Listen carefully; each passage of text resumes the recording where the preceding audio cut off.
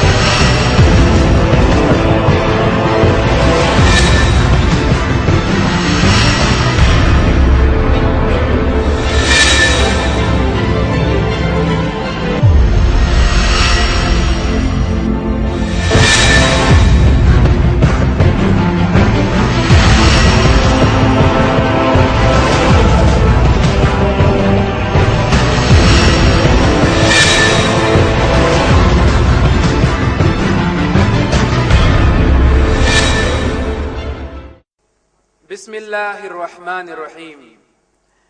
అనంత కరుణామయుడు అపార కృపాశీలుడు అయిన అల్లాహ్ పేరుతో ప్రారంభిస్తున్నాను.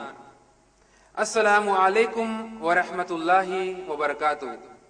అనగా అల్లాహ్ సుబ్హానహు వ తఆలా యొక్క శాంతి మరియు శుభాలు మీ అందరిపై వర్షించుగాక. నేటి ఈ పవిత్ర సభను అంతిమ దైవ గ్రంథం దివ్య ఖురాన్ పఠనముతో ప్రారంభించవలసిందిగా సోదరుడు సాదుల్లాను నేను కోరుచున్నాను. సోదరుడు సాదుల్లా. బిస్మిల్లాహిర్ రహ్మానిర్ రహీం. మన్ ఖతల నఫ్సన్ బిగైరి నఫ్సిన్ ఔ ఫసాదిన్ ఫిల్ అర్ది ఫకఅన్నమా ఖతలన్ నాస్ فكأنما قتل الناس جميعا. జజాకల్లా ఖైర్ సోదరుడు సాదుల్లా. ఇప్పుడు పఠించినటువంటి దివ్య ఖురాన్ ఆయతులను నేను తెలుగులో అనువదించదను. సూర మాయిదా సూరా నంబర్ 5 ఆయత్ నంబర్ 32 యొక్క తెలుగు అనువాదం. ఎవరైనా ఒక వ్యక్తిని అన్యాయంగా చంపితే అతడు సర్వ మానవ జాతిని చంపినట్లే. మరియు ఎవరైనా ఒక మానవుని ప్రాణాన్ని కాపాడితే అతడు సర్వ మానవ జాతి ప్రాణాలను కాపాడినట్లే. నేటి ఈ కార్యక్రమానికి వక్త అయిన సోదరుడు సిరాజుర్ రెహమాన్ గారిని వేదికపై ఆహ్వానిస్తున్నాను. సోదరుడు సిరాజుర్ రెహమాన్.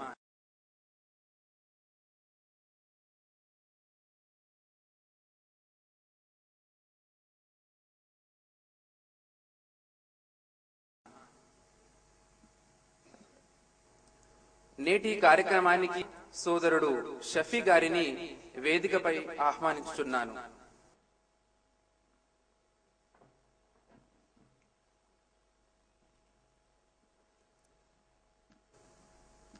నా పేరు డాక్టర్ సమీర్. ఈ సభ నిర్వహణ బాధ్యత నాకు ఇవ్వబడింది. ఈ సభ నిర్వహణకర్తగా సభలో ఉపస్థితులైన సభికులందరికీ ఈనాడు జనవరి 8, 2011 KSN గార్డెన్స్ బోరాబండ హైదరాబాద్ లో ఏర్పాటు చేసినటువంటి జిహాద్ మరియు ఉగ్రవాదం ప్రధాన మత గ్రంథాల వెలుగులో అనే అంశాలపై సోదరుడు సిరాజుర్ రెహమాన్ గారి యొక్క ప్రసంగాలలో మీ అందరికీ GES తరఫున నేను హృదయపూర్వకంగా ఆహ్వానిస్తున్నాను. ఇప్పుడు నేను మీకు GES ను పరిచయం చేదను. GES అనగా గ్రేస్ ఎడ్యుకేషనల్ సొసైటీ 2009లో ఆంధ్రప్రదేశ్ రాష్ట్ర ప్రభుత్వమిచే గుర్తింపు పొందినటువంటి స్వచ్ఛంద సేవా సంస్థ. GES యొక్క ముఖ్య ఉద్దేశం ముస్లిం ఇతరులకు మరియు ఇస్లాంను సరిగా అనుసరించని ముస్లింలకు ఇస్లాం యొక్క సత్యాన్ని తెలియజేయడం. GES దివ్య ఖురాన్ మరియు ప్రామాణిక హదీసులు అనగా మహాప్రవక్త ముహమ్మద్ సల్లల్లాహు అలైహి వసల్లం గారు ఇస్లాంను బోధించిన విధంగా మరియు ఆయన అనుచరులైన సహాబా రజల్లాను వారు అర్థం చేసుకుని ఆచరించిన విధానంలో ఇస్లాం తాలూకు తప్పుడు ప్రచారములను, ఆరోపణలను మరియు అపోహలను దూరం చేయడం జరుగుతుంది. ఈ లక్ష్యాన్ని పరిపూర్ణం చేయడానికి GES విభిన్న కార్యక్రమాలను నిర్వహిస్తుంది. GES ప్రజా ప్రసంగాలు, ధార్మిక చర్చా గోష్ఠి మొదలగు కార్యక్రమాలను నిర్వహిస్తుంది. ఇప్పుడు నేటి కార్యక్రమము ఎలా ముందుకు సాగుతుందో నేను మీ ముందు వివరిస్తాను. పూర్తి కార్యక్రమము 2 భాగాలుగా విభజించబడింది. మొదటి భాగం ప్రసంగ భాగం, రెండవ భాగం ప్రశ్నోత్తరాల భాగం. మొదటి భాగములో ప్రసంగికులు ఉంటారు. జిహాద్ మరియు ఉగ్రవాదం ప్రధాన మత గ్రంథాల వెలుగులో అనే అంశంపై సోదరుడు సిరాజుర్ రెహమాన్ గారు ప్రసంగిస్తారు. రెండవ భాగం అయిన ప్రశ్నోత్తరాల భాగం ప్రారంభించే ముందు దానికి తగిన సూచనలు నేను మీకు ఇచ్చేదను. ఇప్పుడు కొన్ని ముఖ్య సూచనలు. వక్త ప్రసంగించు సమయములో ఎటువంటి అంతరాయం కలిగించరాదు. ఒకవేళ ఎవరికైనా ఎటువంటి సందేహమున్నా వారు పూర్తి ప్రసంగము తర్వాత కేటాయించిన ప్రశ్నోత్తరాల సమయములో మాత్రమే ప్రశ్నించగలరు. దయచేసి మీ సెల్ ఫోన్ స్విచ్ ఆఫ్ చేయగలరు లేదా కనీసం సైలెంట్ మోడ్ లో ఉంచగలరు. ఎవరైనా కావాలని సభకు అంతరాయం కలిగించే ప్రయత్నం చేస్తే సభ నిర్వహణకర్తగా వారిని సభా ప్రాంగణం నుండి బయటికి పంపించే పూర్తి అధికారం నాకు ఉంది. ఇప్పుడు జిహాద్ మరియు ఉగ్రవాదం ప్రధాన మత గ్రంథాల వెలుగులో అనే అంశంపై ప్రసంగించుటకు సోదరుడు సిరాజుర్ రెహమాన్ ని ఆహ్వానించే ముందు నేను మీకు వారి యొక్క పరిచయం ఇస్తాను. సోదరుడు సిరాజుర్ రెహమాన్ నల్గొండ జిల్లా భువనగిరి పట్టణ వాస్తవ్యులు. సోదరుడు Sirajur Rehman UIRC universal Islamic research center యొక్క జనరల్ సెక్రటరీగా సేవలు అందిస్తున్నారు. సోదరుడు సిరాజుర్ రెహమాన్ అనేక చోట్ల UIRC తరఫున ఏర్పాటు చేసినటువంటి ప్రసంగాలలో వారు ప్రసంగించారు. మెదక్ జిల్లా కోహిరులో మరణాంతర జీవితం, గీతా బైబిల్ మరియు ఖురాన్ వెలుగులో అనే అంశంపై ప్రసంగించారు. రంగారెడ్డి జిల్లా తాండూరులో హిందుత్వం, క్రైస్తవ్యం మరియు ఇస్లాంలో దైవభావన అనే అంశంపై ప్రసంగించారు. మహబూబ్ నగర్ జిల్లా పరిగిలోని ఎమ్మెల్యే హరీశ్వర్ రెడ్డి గారి సమక్షంలో సామాజిక రుగ్మతలు, ధార్మిక గ్రంథాల వెలుగులో అనే అంశంపై ప్రస్తుతం రూబీ ఛానల్లో ఉదయం 7 గంటల నుండి 8 గంటల వరకు సోదరుడు సిరాజుర్ రెహమాన్ గారి కార్యక్రమాలు ప్రసారమవుతున్నాయి. నేను ఇప్పుడు నేటి అంశం అయినటువంటి జిహాద్ మరియు ఉగ్రవాదం ప్రధాన మత గ్రంథాల వెలుగులో అనే అంశంపై ప్రసంగించేందుకు సోదరుడు సిరాజుర్ రెహమాన్ ని ఆహ్వానిస్తున్నాను. సోదరుడు సిరాజుర్ రెహమాన్.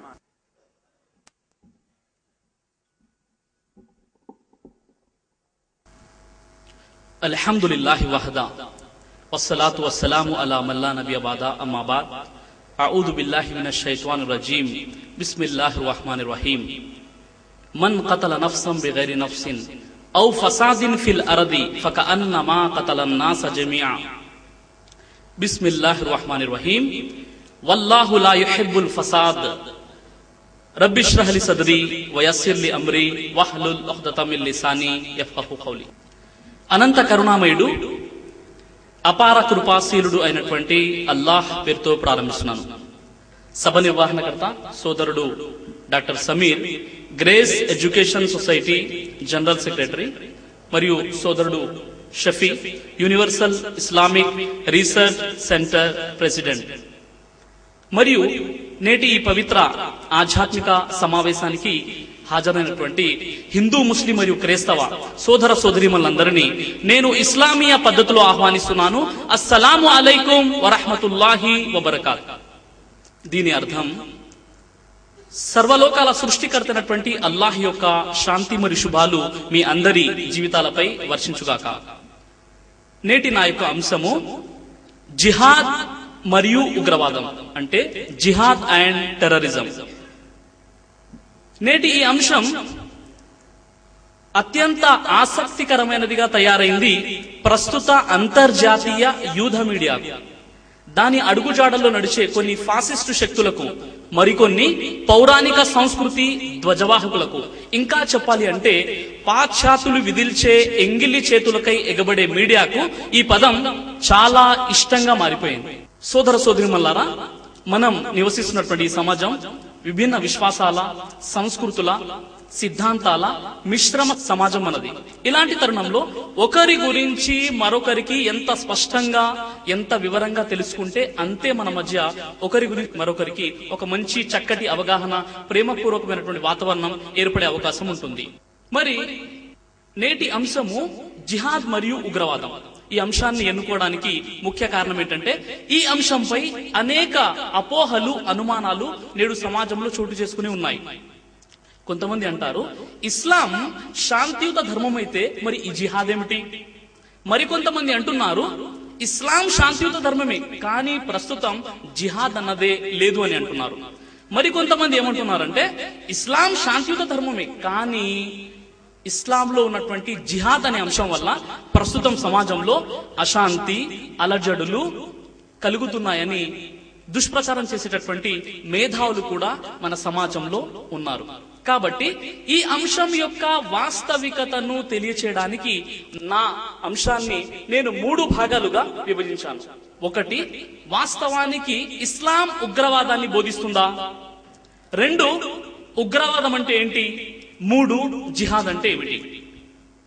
ఈ 3 విషయాలపై అంతిమ దైవ గ్రంథమైనటువంటి దివ్య ఖురాన్ మరియు ప్రవక్త ముహమ్మద్ సల్లల్లాహు అలైహి వసల్లం వారి ప్రామాణికమైనటువంటి బోధనలు, సహీ అహదీస్ వెలుగులో నా నోటి నుండి సత్యాన్ని వెలువడించాలని నేను అల్లాహ్తో ప్రార్థన చేస్తున్నాను. అయితే మహాశయులారా, మరి ముఖ్యంగా నేటి నా యొక్క అంశము జిహాద్ మరియు ఉగ్రవాదం. ఇందులో నా అంశంలోని మొదటి భాగమైనటువంటి ఇస్లాం ఉగ్రవాదాన్ని బోధిస్తుందా అంటే ఇస్లాం అనేటటువంటి పదము అరబీ భాషలోని సలాం మరియు సిల్మ్ అనే 2 మూల పదాలతో ఏర్పడింది. సలాం అంటే శాంతి, సిల్మ్ అంటే సమర్పణ. మనల్ని మనం సృష్టికర్తైనటువంటి అల్లాహ్కు సమర్పించుకోవడం ద్వారా ఇహపర లోకాల్లో శాంతిని పొందడమే ఇస్లాం. ఈ విధానాన్ని పాటించే వ్యక్తిని అరబీలో ముస్లిం అంటారు. ముస్లిం అంటే దైవ విధేయుడు, ఒబీడియంట్ టు గాడ్. అయితే ఇస్లాం ధర్మంలో ప్రవక్త ముహమ్మద్ సల్లల్లాహు అలైహి వసల్లం వారు ఒక విషయాన్ని నేర్పించారు. అదేమిటంటే ఒక ముస్లిం మరొక ముస్లింని కలిసినప్పుడు అస్సలాము అలైకుం అని చెప్పాలి. మీకు ఎవరైనా ఎదురైతే అతడు సుపరిచితుడైనా అపరిచితుడైనా మీరు ఆ వ్యక్తికి సలాం చెప్పండి. సర్వసామాన్యంగా ముస్లిమేతరులు, హిందూ, క్రైస్తవ సోదరులు కూడా ఈ సలాం అనే పదాన్ని వింటూ ఉంటారు. దీని అర్థం ఏంటి? నీపై అల్లాహ్ యొక్క శాంతి వర్షించుగాక.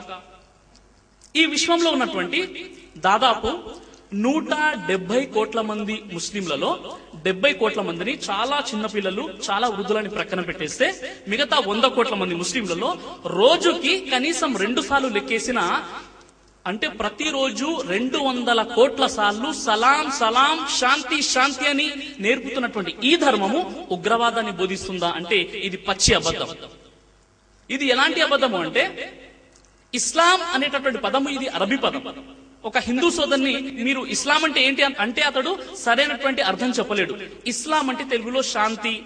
శాంతి పక్కన ఉగ్రవాదం అనే పేరు పెడితే ఏమవుతుంది? శాంతి ఉగ్రవాదం, శాంతి తీవ్రవాదం, శాంతి హింస, ఇవి పొంతన లేనటువంటి పదాలు. అలాగే ఇస్లామిక్ టెర్రరిజం, ఇస్లామిక్ ఉగ్రవాదం, ఇస్లామిక్ తీవ్రవాదం అనే పదాలు కూడా అరబీ తెలిసిన వారు నవ్వుతారు. ఏ విధంగానైతే ఉదాహరణకి మీరు ఎప్పుడైనా వేడి వేడి ఐస్ క్రీమ్ విన్నారా అండి పేరు?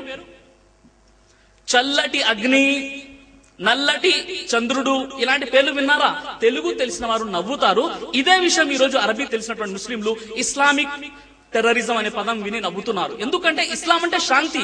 ఏ ధర్మాన్ని అయితే ముస్లింలు అనుసరిస్తున్నారో, ఏ ధర్మంపై అయితే వారు విశ్వాసం కలిగి ఉన్నారో ఆ ధర్మం పేరేంటి? శాంతి. ఈ శాంతి అశాంతిని బోధిస్తుందా? ఇది ఎట్టి పరిస్థితుల్లో కాదు. వాస్తవానికి ఇస్లాం మానవాళికి ఏమని బోధిస్తుందంటే ఈ దివ్య ఖురాన్ లో 49వ అధ్యాయం సూర అల్ హుజరాత్ 13వ వచనాన్ని పరిశీలిస్తే బిస్మిల్లాహిర్ రహ్మానిర్ రహీం యా అయ్యుహన్నాసు ఇన్నా ఖలఖనాకుం మిన్ దకరిన్ వ ఉన్సా వజఅల్నా షుఊబన్ వ కబాయిల లితఅరఫు ఇన్న అక్రమకుం ఇందల్లాహి అత్కాకుం ఇన్నల్లాహ అలీమున్ ఖబీర్. ఓ మానవులారా, మిమ్మల్ని ఒకే పురుషుని నుండి ఒకే స్త్రీ నుండి మేము సృష్టించాము. ఆ తర్వాత మీరు ఒకరినొకరు పరిచయం చేసుకోవడానికి మిమ్మల్ని జాతులు గాను తెగలు గాను చేశాము. వాస్తవానికి మీలో అందరికంటే భయభక్తులు కలిగిన వాడే అల్లా దృష్టిలో ఎక్కువ గౌరవపాత్రుడు. ఈ విశ్వంలో ఉన్నటువంటి మానవులు వారు హిందువులైనా, ముస్లింలైనా, క్రైస్తవులైనా, సిక్కులైనా, జైనులైనా, బౌద్ధులైనా, ఆస్తికులైనా, నాస్తికులైనా, దేవుని నమ్మేవారైనా నమ్మని వారైనా సమస్త మానవాళికి తల్లి తండ్రి ఎవరంటే ఆది దంపతులైనటువంటి ఆదాం హవ్వ సంతానం. ఒక హిందూ ఒక ముస్లింకి రక్త సంబంధికుడు, ఒక క్రైస్తవుడు ఒక ముస్లింకి రక్త సంబంధికుడు అనే విషయాన్ని ఈ అంతిమ దేవగ్రంథం ఖురాన్ చెబుతుంది. ఈ విషయం అంటే మనందరి తల్లిదండ్రులు ఒక్కరే, ఆదాం హవ్వ అలైహిస్సలాం. మొదటి విషయం. రెండో విషయం, మనమందరం కూడా రక్త సంబంధికులము. మూడో విషయం, మనమందరం కూడా అన్నదమ్ములం, పరస్పరం సోదరులం. ఇంత సమానత్వాన్ని చెప్పినటువంటి ఈ ధర్మం ఉగ్రవాదాన్ని బోధిస్తుందా అంటే ఇది పచ్చి అబద్ధం. ఈ విషయం చెప్పిన తర్వాత దైవం అంటున్నాడు ఇన్న అక్రమకుం ఇందల్లాహి అత్కాకుం. వాస్తవానికి మీలో అందరికంటే దైవ భీతి, పాప భీతి కలిగిన వాడే అల్లా దృష్టిలో ఎక్కువ గౌరవపాత్రుడు. ఇస్లాంలో రాజు అయినా రైతు అయినా ఒకే వరుసలో నిలబడి నమాజ్ చేస్తాడు. స్పెషల్ దర్శనాలు అంటూ ఏమీ ఉండవు. ఇస్లాం సమస్త మానవాళి ఒకే జంట సంతానం, పరస్పరం సోదరులు అనే సందేశాన్ని చెబుతుంది. 18వ శతాబ్దంలో నల్లవారికి మరియు తెల్లవారికి భయంకరమైనటువంటి యుద్ధాలు జరిగాయి. కానీ ఇస్లాం ఏమంటుందంటే సమస్త మానవాళి ఒకే జంట సంతానం, పరస్పరం సోదరులు. ఇంత సమానత్వాన్ని చర్చించినటువంటి ఈ ధర్మం ఉగ్రవాదాన్ని బోధిస్తుందంటే అది పచ్చి అబద్ధం.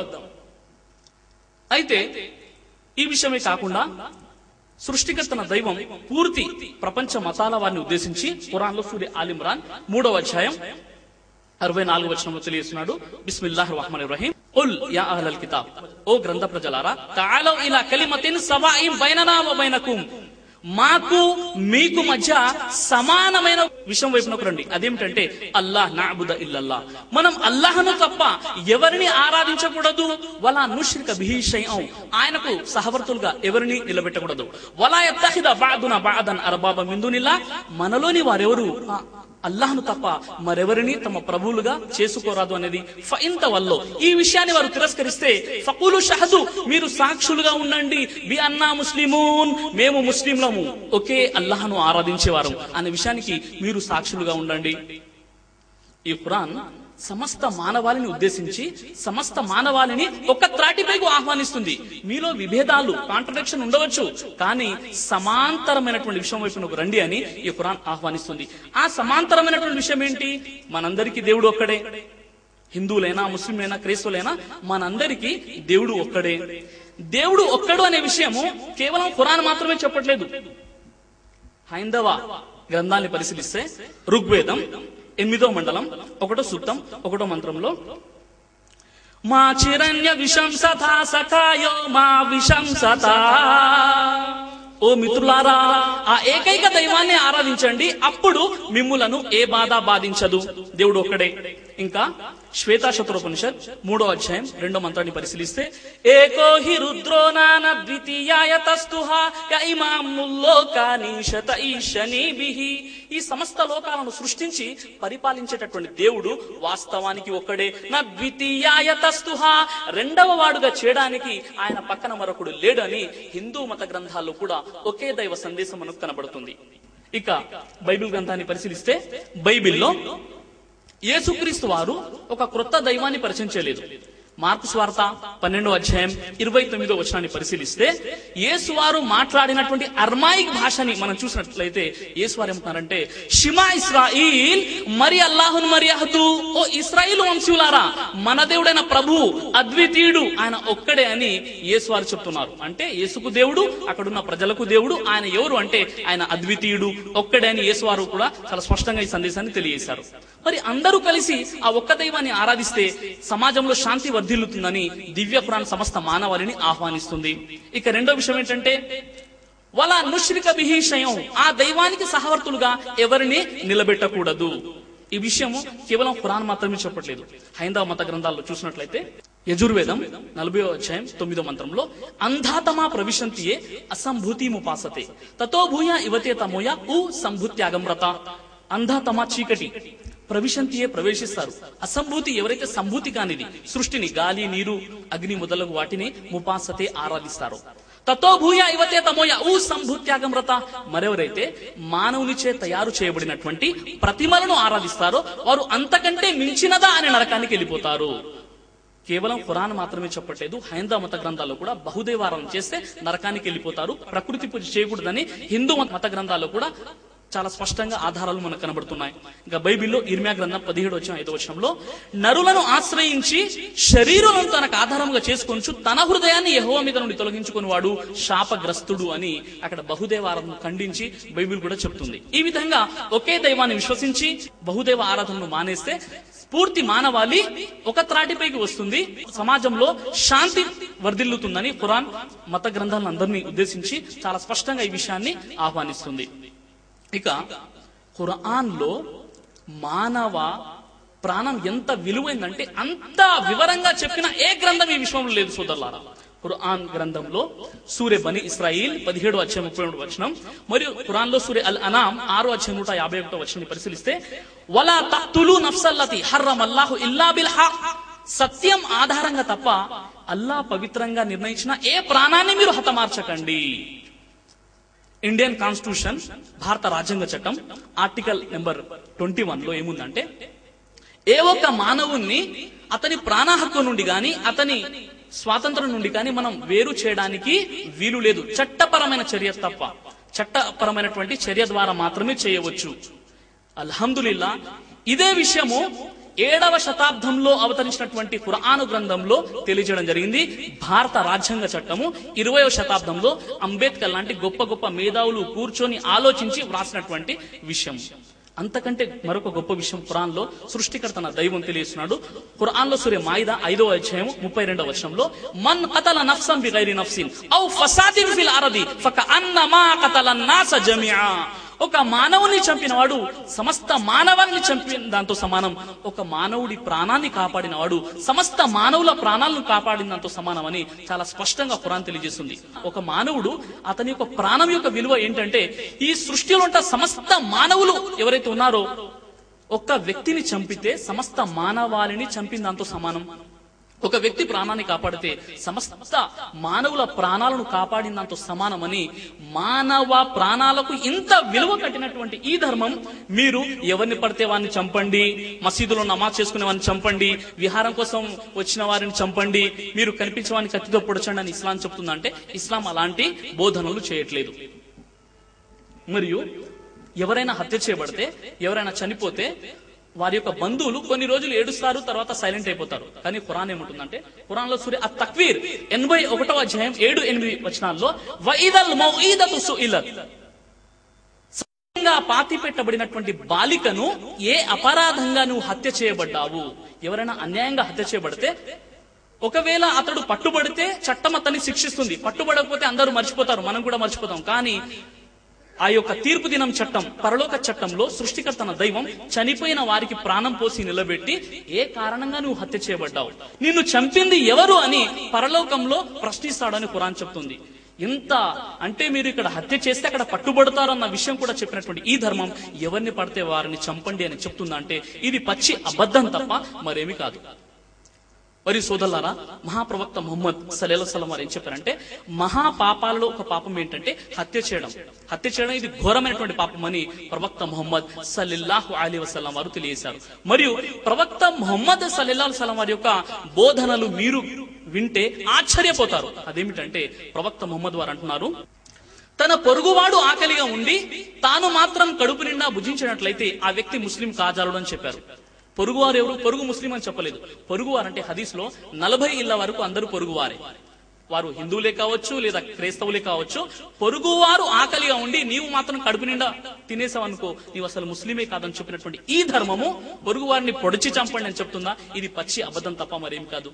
మరియు ప్రవక్త ముహమ్మద్ సల్లల్లాహు అలైహి వసల్లం వారు ఏమన్నారంటే, ఆ వ్యక్తి ముస్లిం కాజాలడు. ఏ వ్యక్తి అని అడిగారు సహబాలు, శిష్యులు అడిగారు, ఓ ప్రవక్త ఎవరు ఆ ముస్లిం కానటువంటి వ్యక్తి? ఎవరి ద్వారానైతే తమ పొరుగువారు అశాంతికి గురవుతారో ఆ వ్యక్తి ముస్లిం కాలేడు అని చెప్పారు. అంటే పొరుగు వారికి మన ప్రవర్తన ద్వారా, మన యొక్క విధానం ద్వారా వారికి అశాంతి కలిగితే నువ్వు అసలు ముస్లిమే కాదు అని చెప్పినటువంటి ధర్మము పొరుగు వారిని చంపండి, పొరుగు వారిపై బాంబులు ఇస్తండి అని ఇస్లాం చెప్తుందా అంటే ఇది ఎంత మాత్రం ఇస్లాం బోధన కాదు. మరియు అలాగే ప్రవక్త ముహమ్మద్ సల్లల్లాహు అలైహి వసల్లం వారు ఏం చెప్పారంటే, మీరు దారిలో వెళ్తున్నప్పుడు ఏదైనా ముళ్ళు లేదా గాజు పెంకులు కనబడితే దాన్ని తీసివేయండి అని చెప్పారు. ఎందుకంటే మీ తర్వాత వచ్చే వారికి అది హాని కలిగిస్తుంది. మీరు ప్రయాణం చేసేటప్పుడు ఏదైనా ముళ్ళు లేదా గాజు పెంకులు కనబడితే దాన్ని తీసివేయండి. ఎందుకు అంటే మీ తర్వాత వచ్చే వారికి అది హాని కలుగుతుంది అని చెప్పారు. ఇలా చేస్తే మీరు అల్లాహ్ దృష్టిలో ప్రీతిపాత్రులు అవుతారు, మీకంటే ఒక పుణ్యం వ్రాయబడుతుంది అని చెప్పారు.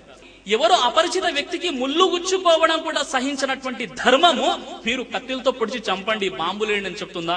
ఇది పచ్చి అబద్ధం తప్ప మరేమి కాదు సోదరులారా. ప్రవక్త కారుణ్యమూర్తి మహాప్రవక్త ముహమ్మద్ సల్లల్లాహు అలైహి వసల్లం వారు ఏం చెప్పారంటే, ఒక స్త్రీ దాహంతో తహతహలాడుతున్న కుక్కకు నీరు పెట్టింది, ఈ కారణంగా ఆ స్త్రీ స్వర్గానికి వెళ్ళిపోయిందని చెప్పారు. మరొక స్త్రీ గురించి చెప్పారు. ఒక స్త్రీ ఏం చేసిందంటే, పిల్లి పాలు త్రాగుతుందన్న కారణంగా పిల్లిని దౌర్జన్యంగా బంధించి చంపేసింది, ఈ కారణంగా ఆ స్త్రీ నరకానికి వెళ్ళిపోయిందని చెప్పారు. ఇంత సున్నితమైన విషయాలను చర్చినటువంటి ధర్మము ఎవరిని పడితే వారిని చంపండి అని చెప్తుందా అంటే ఇది మీడియా యొక్క దుష్ప్రచారం తప్ప మరేమి కాదు సోదరులారా. మరి కారుణ్యమూర్తి మహాప్రవక్త ముహమ్మద్ సల్లల్లాహు అలైహి వసల్లం వారి యొక్క జీవితంలో క్షమాగుణాన్ని మనం చూసినట్లయితే, ప్రవక్త ముహమ్మద్ సల్లల్లాహు అలైహి వసల్లం వారు మక్కా నుండి దాదాపు 60 మైళ్ళ దూరం ఉన్నటువంటి తాయిఫ్ పట్టణానికి వెళ్లారు దైవ సందేశాన్ని చెప్పాలని. అక్కడికి వెళ్ళిన తర్వాత అక్కడ ఉన్నటువంటి జాతి సర్దారులు ఆ సందేశాన్ని తిరస్కరించడం కాకుండా ఆ ఊర్లో ఉన్నటువంటి యువకులను ప్రేరేపించారు, మీరు ముహమ్మద్ని సల్లల్లాహు అలైహి వసల్లం వారిని రాళ్లతో కొట్టండి అని. వారు ముహమ్మద్ సల్లల్లాహు అలైహి వసల్లం వారిని రాళ్లతో కొట్టారు. ముహమ్మద్ సల్లల్లాహు అలైహి వసల్లం పూర్తిగా రక్తసిక్తమైపోయారు. ఆయన శరీరంలో గాయం అవ్వనటువంటి ప్రదేశము స్థలము ఏదీ లేదు, అంతగా రక్తసిక్తమైపోయి ఆయన స్పృహ తప్పి పడిపోయినప్పుడు దైవం తరపు నుండి జిబ్రాయిల్ అలైహిస్సలాం దైవదూత ప్రత్యక్షమై, ఓ ప్రవక్త ముహమ్మద్ సల్లల్లాహు అలైహి వసల్లం, మీరు ఆజ్ఞాపించండి, ఈ 2 పర్వతాల మధ్య ఈ ప్రజల్ని మేము నలిపేసి సర్వనాశనం చేస్తాము అని చెప్పడం జరిగింది. ప్రవక్త ముహమ్మద్ సల్లల్లాహు అలైహి వసల్లం వారికి శిక్షించే పూర్తి అవకాశం అక్కడ ఉంది, ప్రతీకారం తీర్చుకునే పూర్తి అవకాశం అక్కడ ఉంది. కానీ ప్రవక్త ముహమ్మద్ సల్లల్లాహు అలైహి వసల్లం వారు పూర్తి రక్తసిక్తమయ్యారు. ఎంత రక్తసిక్తమయ్యారంటే ఆయన వేసినటువంటి పాదరక్షలు, చెప్పులు ఆయన యొక్క పాదానికి తగిలి అది అంటుకుపోయాయి రక్తంతో. అంత రక్తము ఆయన యొక్క పాదరక్షల్లో చేరిపోయింది. అలాగా స్పృహ తప్పి పడిపోయినటువంటి ముహమ్మద్ సల్లల్లాహు అలైహి వసల్లం వారు అంటున్నారు, వీరిని నేను క్షమించి వేస్తున్నాను, వీరు కాకపోయినా వీరి తర్వాత వారైనా ఇస్లాం గురించి తెలుసుకుంటారని క్షమించి వేశారు. అలాంటి ధర్మము ఉగ్రవాదాన్ని బోధిస్తుందంటే ఇది పచ్చి అబద్ధం సోదరులారా. అంతకంటే గొప్ప సందర్భం మరొకటి ఎదురైంది. ప్రవక్త ముహమ్మద్ సల్లల్లాహు అలైహి వసల్లం వారు మక్కా పట్టణంలో 13 సంవత్సరాల పాటు ఇస్లాం ధర్మాన్ని అంగీకరించి ఒకే దైవాన్ని విశ్వసించిన కారణంగా 13 సంవత్సరాల పాటు అనేక ఇబ్బందులకు, సమస్యలకు గురయ్యారు. వారిపై దౌర్జన్యం జరిగింది, వారిని బంధించి తినడానికి ఏమి ఇవ్వలేదు, 3 సంవత్సరాల పాటు సంఘ బహిష్కరణ చేశారు, కొంతమందిని చంపేశారు. ఇలా ఘోరమైనటువంటి ఆ యొక్క సందర్భంలో ప్రవక్త ముహమ్మద్ సల్లల్లాహు అలైహి వసల్లం వారు మక్కా పట్టణాన్ని వదిలి మదీనాకు హిజ్రత్ వలస వెళ్లిపోయారు. అక్కడికి వెళ్ళిన తర్వాత ఈ దుర్మార్గులు అక్కడికి వచ్చి కూడా అక్కడ కూడా ఇబ్బందులు పెట్టారు. చివరిగా అల్లా సహాయం చే మదీనా నుండి మక్కాను జయించారు, దాన్ని ఫతే మక్కా అంటారు. అప్పుడు మక్కాలో వచ్చేసిన తర్వాత ముస్లింల సంఖ్య ఎక్కువగా ఉంది, ముస్లింల సైన్యం ఉంది, ముస్లింలో మంచి మంచి బలవంతులు ఉన్నారు, కానీ జయించారు. అప్పుడు ప్రవక్త ముహమ్మద్ సల్లల్లాహు అలైహి వసల్లం యొక్క శిష్యుడు ఒకతడు ఏం చెప్పారంటే, ఓ ప్రవక్త, ఈ రోజు మనం ప్రతీకారం తీర్చుకునే రోజు, ఈ రోజు రక్తపాతాన్ని సృష్టించే రోజు. ఎవరైతే మన శత్రువులు ఉన్నారో 13 సంవత్సరాల పాటు మనల్ని ఇబ్బందులకు గురి చేశారో వీరందరినీ చంపేద్దామని చెప్పాడు. ఈ విషయం విని ప్రవక్త ముహమ్మద్ సల్లల్లాహు అలైహి వసల్లం అవును, మనం 13 సంవత్సరాలు చాలా ఘోరంగా మనం వీరి చేతుల్లో దౌర్జన్యానికి గురయ్యాం కదా, ఇప్పుడు ప్రతీకారం తీర్చుకునే పూర్తి అధికారం మన చేతిలో ఉంది అని చెప్పలేదు ప్రవక్త. వీరిని నేను క్షమించి వేశాను, క్షమాభిక్ష పెట్టేశాను, అందరినీ క్షమించేశానని ప్రవక్త ముహమ్మద్ సల్లల్లాహు అలైహి వసల్లం వారు క్షమించారు. ప్రతీకారం తీర్చుకునే పూర్తి హక్కు అధికారాలు ఉన్నప్పటికీ కూడా ప్రవక్త ముహమ్మద్ సల్లల్లాహు అలైహి వసల్లం వారు క్షమించారే గాని ప్రతీకారం తీర్చుకోలేదు, శిక్షించలేదు. ఇంకా ఎంతగా ప్రవక్త ముహమ్మద్ సల్లల్లాహు అలైహి వసల్లం వారు క్షమించి వేశారంటే, ప్రవక్త ముహమ్మద్ సల్లల్లాహు అలైహి వసల్లం వారి యొక్క సొంత బాబాయిని చంపేసి ఆయన గుండెను బయటికి తీసి నమిలినటువంటి ఒక స్త్రీ కూడా అక్కడ ఉంది, ఆమె పేరు హిందా. ఆమెను కూడా క్షమించి వేశారు. కానీ ప్రవక్త ముహమ్మద్ సల్లల్లాహు అలైహి వసల్లం వారు అక్కడ ప్రతీకారం తీర్చుకోలేదు. ఇంత గొప్ప సహనాన్ని ఆయన ఎందుకు కలిగి ఉన్నారంటే దానికి కారణం ఈ దివ్య ఖురాన్. దివ్య ఖురాన్ లో సూరే బఖ్రా 2వ అధ్యాయం 205వ వచనంలో వల్లాహు లా యుహిబ్బుల్ ఫసాద్, అల్లాహ్ కల్లోలాన్ని ఎంత మాత్రం ఇష్టపడడు, అల్లా రక్తపాతాన్ని కల్లోలాన్ని ఎంత మాత్రము ఇష్టపడడు. ఖురాన్ లోని సూరే అన్నహల్ 16వ అధ్యాయము 126వ వచనాన్ని పరిశీలించినట్లయితే, ఎవరైనా మీపై దౌర్జన్యం చేస్తే మీపై దౌర్జన్యం జరిగినంత వరకే మీరు ప్రతీకారం తీర్చుకోండి. ఒకవేళ మీరు క్షమించి వేస్తే మీ పాపాల ప్రక్షాళనకై అదొక సాధనగా ఉపయోగపడుతుంది. ఒకవేళ మీరు దౌర్జన్యానికి గురి అయితే ఎంత వరకైతే దౌర్జన్యానికి గురయ్యారో అంతే దౌర్జన్యం చేయండి, మీరు ఎక్కువ చేయకండి. ఒకవేళ క్షమిస్తే అది మీ పాపాల ప్రక్షాళనకు సాధనగా ఉపయోగపడుతుందని చెప్పినటువంటి ఈ ధర్మము ఉగ్రవాదాన్ని బోధిస్తుందంటే అది చాలా ఘోరమైనటువంటి పచ్చి అబద్ధం తప్ప మరేమి కాదు సోదరులారా. అందుకే సృష్టికర్తనటువంటి దైవం ఖురాన్ అంటున్నాడు, అఫలా యతదబ్బరూనల్ ఖురాన్, మీరు ఒక్కసారి ఖురాన్ చదవండి, ఆ తర్వాత చెప్పండి నిజంగా ఖురాన్ ఉగ్రవాదాన్ని బోధిస్తుందా లేదా ఖండిస్తుందా. ఏమీ తెలియదు, ఆకాశ రామన్న ఇమెయిల్ పంపించాడు, ఇంట్లో ఉండి నిర్ణయాలు తీసుకుంటాం, ఎక్కడేదో జరిగింది, ముస్లింలందరినీ టెర్రరిస్టులుగా చూడడం, ఇది ముస్లిం సమాజానికి ఎంతో బాధ కలిగించేటటువంటి విషయం. అందుకే దైవం అన్నాడు, ఖురాన్ ఒక కండిషన్ పెట్టింది. అదేమిటంటే ఎక్కడైనా ఏదైనా సంఘటన ఏదైనా వార్త జరిగినప్పుడు మీరేం చేయాలంటే, ఖురాన్ లో సూరే అల్ హుజరాత్ 49వ అధ్యాయం 6వ వచనాన్ని పరిశీలిస్తే, యా అయ్యుహల్లదీన ఆమను ఇన్ జాఅకుం ఫాసికున్ బినబైన్ ఫతబయ్యను అన్ తుసీబు కౌమన్ బిజహలతిన్ ఫతుస్బిహు అలా మా ఫఅల్తుం నాదిమీన్. విశ్వాసులారా, ఎవడైనా దుర్మార్గుడు ఏదైనా సమాచారం మీ వద్దకు తీసుకొస్తే ముందు సత్యాసత్యాలను మీరు తెలుసుకోండి, లేదంటే మీకు తెలియకుండానే ఒక పెద్ద సంఘానికి ఒక పెద్ద వర్గానికి మీరు అన్యాయం చేసిన వారు అవుతారు. ఏదో చెప్పేశారు, ఇది ప్రతి విషయంలో వర్తిస్తుంది సోదరులారా. ఏదో ఎక్కడేదో జరిగింది, అరే అలా జరిగిందంటని మనం నిర్ణయాలు తీసుకుంటున్నాం, ఆధారపడితే మీడియాపై ఆధారపడుతున్నాం, లేదా ఫోన్ కాల్స్ లపై ఆధారపడుతున్నాం, లేదా ఎవరో చెప్పారు ఆకాశ రామన్న ఇమెయిల్ పంపించాడు నేను అన్ని అర్థం చేసుకుంటానంటే అది సమంజసమైనటువంటి విషయం కాదు. అయితే నా ప్రసంగంలోని మొదటి భాగమైనటువంటి ఇస్లాం శాంతిని బోధిస్తుంది కానీ ఉగ్రవాదాన్ని బోధించట్లేదని చాలా స్పష్టంగా మనం తెలుసుకున్నాం. ఇక రెండవ భాగమైనటువంటి టెర్రరిజం అంటే ఏమిటి. టెర్రర్ అనే లాటిన్ పదం నుండి టెర్రరిజం అనే పదం ఏర్పడింది. దీని అర్థం ఏంటంటే భయపెట్టుట, జడిపించుట, బెదిరించుట. మరి జడిపించడం, బెదిరించడం, భయపెట్టడం దీనికి ఇస్లాం అనుమతిస్తుందంటే దివ్య ఖురాన్ 2వ అధ్యాయం సూరే బఖ్రా 256వ వచనాన్ని పరిశీలిస్తే, లా ఇక్రాహ ఫిద్దీన్ ఖద్ తబయ్యన రుష్దు మినల్ గయ్, ధర్మంలో నిర్బంధము కానీ బలత్కారము కానీ లేదు, సత్యవాక్కు అసత్య వాక్కు నుండి వేరు చేయడం జరిగింది. ఇస్లాం ధర్మములో బలవంతం లేదని ఎంత ఖచ్చితంగా చెప్పబడిందంటే ఇది మీరు తెలిస్తే మీరందరూ ఆశ్చర్యపోతారు. ఖురాన్ లో సూరే యూనుస్ 10వ అధ్యాయం 99వ వచనాన్ని పరిశీలిస్తే సృష్టికర్తన దైవం అంటున్నాడు, నీ ప్రభు అభిష్టం గనక ఇదే అయితే సమస్త భూవాసులు విశ్వసించాలి. ఇదే నీ ప్రభు అభిష్టమైతే సమస్త భూవాసులు విశ్వసించేవారే. అలాంటప్పుడు మీరు మారండి, మీరు విశ్వసించండి అని నీవు బలవంతం చేస్తావా ఓ ప్రవక్త? ఒకవేళ అందరూ ముస్లింలు అయిపోవాలంటే అల్లాహకు ఎంతో సమయం పట్టదు, వారికి ఆలోచించే ఒక అవకాశాన్ని ఇవ్వడం జరిగింది. అలాంటప్పుడు మీరు బలవంతం చేస్తారా? బలవంతం చేయకూడదు. వమా అలైనా ఇల్లల్ బలాగుల్ ముబీన్, సత్య సందేశాన్ని ప్రకటించడం మీ బాధ్యత. వారిని ఇస్లాంలోకి రండి అని మీరు బలవంతం చేయకూడదని ఇస్లాం చెప్తుంది. ఇస్లాం ధర్మాన్ని అందజేసే బాధ్యత ఇక్కడ ఉన్న ప్రతి ముస్లింలది, పూర్తి యావత్ సమాజంలో ఉన్నటువంటి పూర్తి ముస్లింలది. ఇస్లాం సందేశాన్ని అందజేయాలి. ఎలా అందజేయాలి? దానికి కండిషన్ పెట్టింది ఖురాన్. ఈ ఖురాన్ లో సూరే అన్నహల్ 16వ అధ్యాయం 125వ వచనాన్ని పరిశీలిస్తే, ఉదుఉ ఇలా సబీలి రబ్బిక బిల్ హిక్మతి వల్ మౌఇదతిల్ హసనతి వజాదిల్హుం బిల్లతి హియ అహసన్. ఓ ప్రవక్త, నీ ప్రభువు మార్గం వైపునకు ఆహ్వానించు, వివేకంతో చక్కని హితబోధతో ఉత్తమోత్తమైన రీతిలో నీవు వాదించు. ఎలా పిలవాలి? వివేకంతో పిలవాలి, చక్కని హితబోధతో, ప్రేమపూర్వకంగా. ఎదుటి వ్యక్తి వాదించినా మీరు ఉత్తమమైన రీతిలో వాదించండి, అతనిలా మూర్ఖంగా మీరు ప్రవర్తించకండి అని ఇస్లాం కండిషన్ పెట్టింది.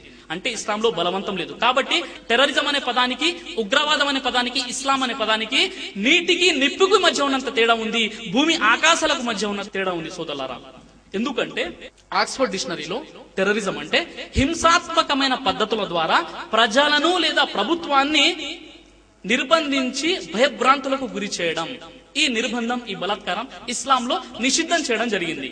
ఇంకా ఎన్సైక్లోపీడియా బ్రిటానికా ఏమంటుందంటే సివిలియన్స్ ను, అంటే యుద్ధంలో పాల్గొనని సాధారణ ప్రజలను వివిధ పద్ధతుల ద్వారా భయభ్రాంతులకు గురి చేయడం, దీన్ని ఇస్లాం అంగీకరించట్లేదు. ఇంకా Indian national security guard act 1986 లో టెర్రరిజం మరియు టెర్రరిస్ట్ ని మరియు టెర్రరిజాన్ని ఈ విధంగా వివరించింది: చట్టబద్ధంగా ఏర్పడిన ప్రభుత్వాన్ని పడగొట్టడానికి లేదా ప్రజలలో ఒక వర్గంలో భయోత్పాతం సృష్టించడానికి బాంబులు, డైనమైట్లు, మందుగుండ్లు, ప్రేలుడు పదార్థాలు, మరణాయుధాలను, విషవాయువులను, కాల్పులు జరిపే ఆయుధాలను ఉపయోగించడం ద్వారా ఎవరికైనా ప్రాణహాని కలిగించడం లేదా గాయపరచడం లేదా సాధన సంపత్తులను విధ్వంసం చేయడం, నిత్యావసర వస్తువుల పంపిణీ విచ్ఛిన్నం చేసే వ్యక్తిని టెర్రరిస్ట్ అంటారు.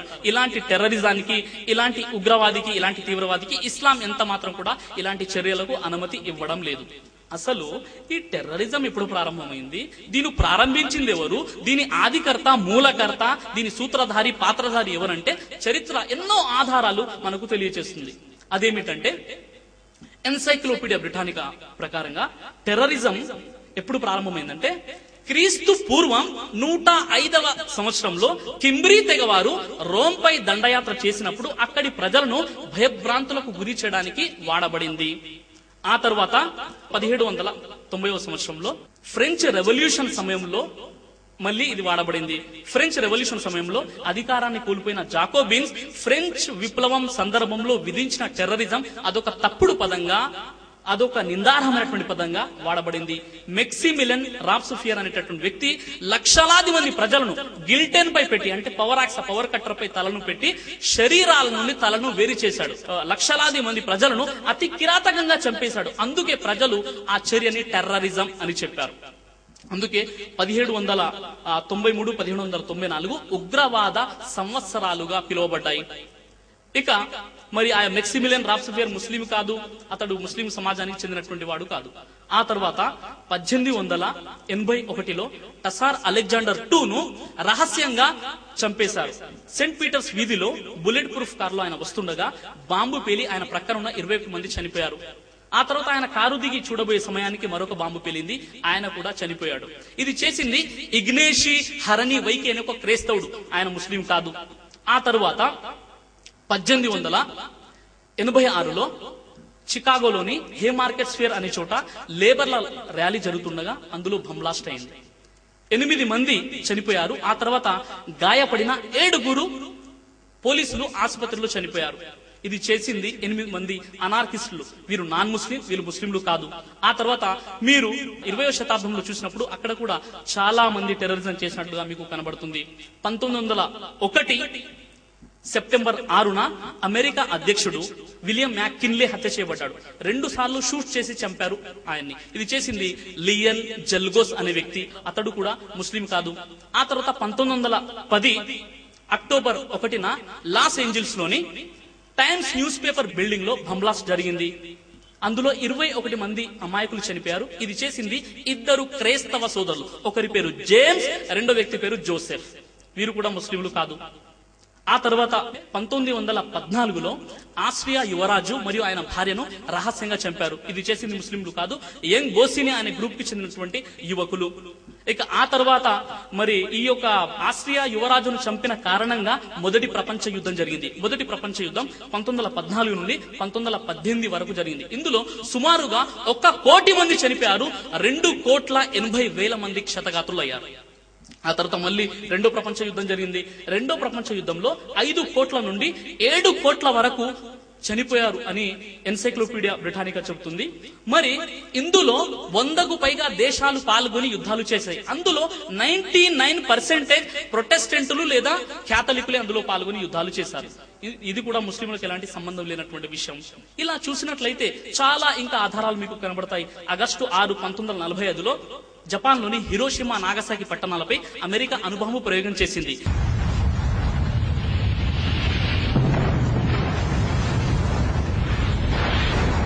80,000 మంది ప్రాణాలు గాలిలో కలిసిపోయాయి. ఇప్పటికి కూడా జపానీయులు ఆ బాంబు యొక్క దుష్ప్రభావాన్ని ఎదుర్కొంటూ ఉన్నారు.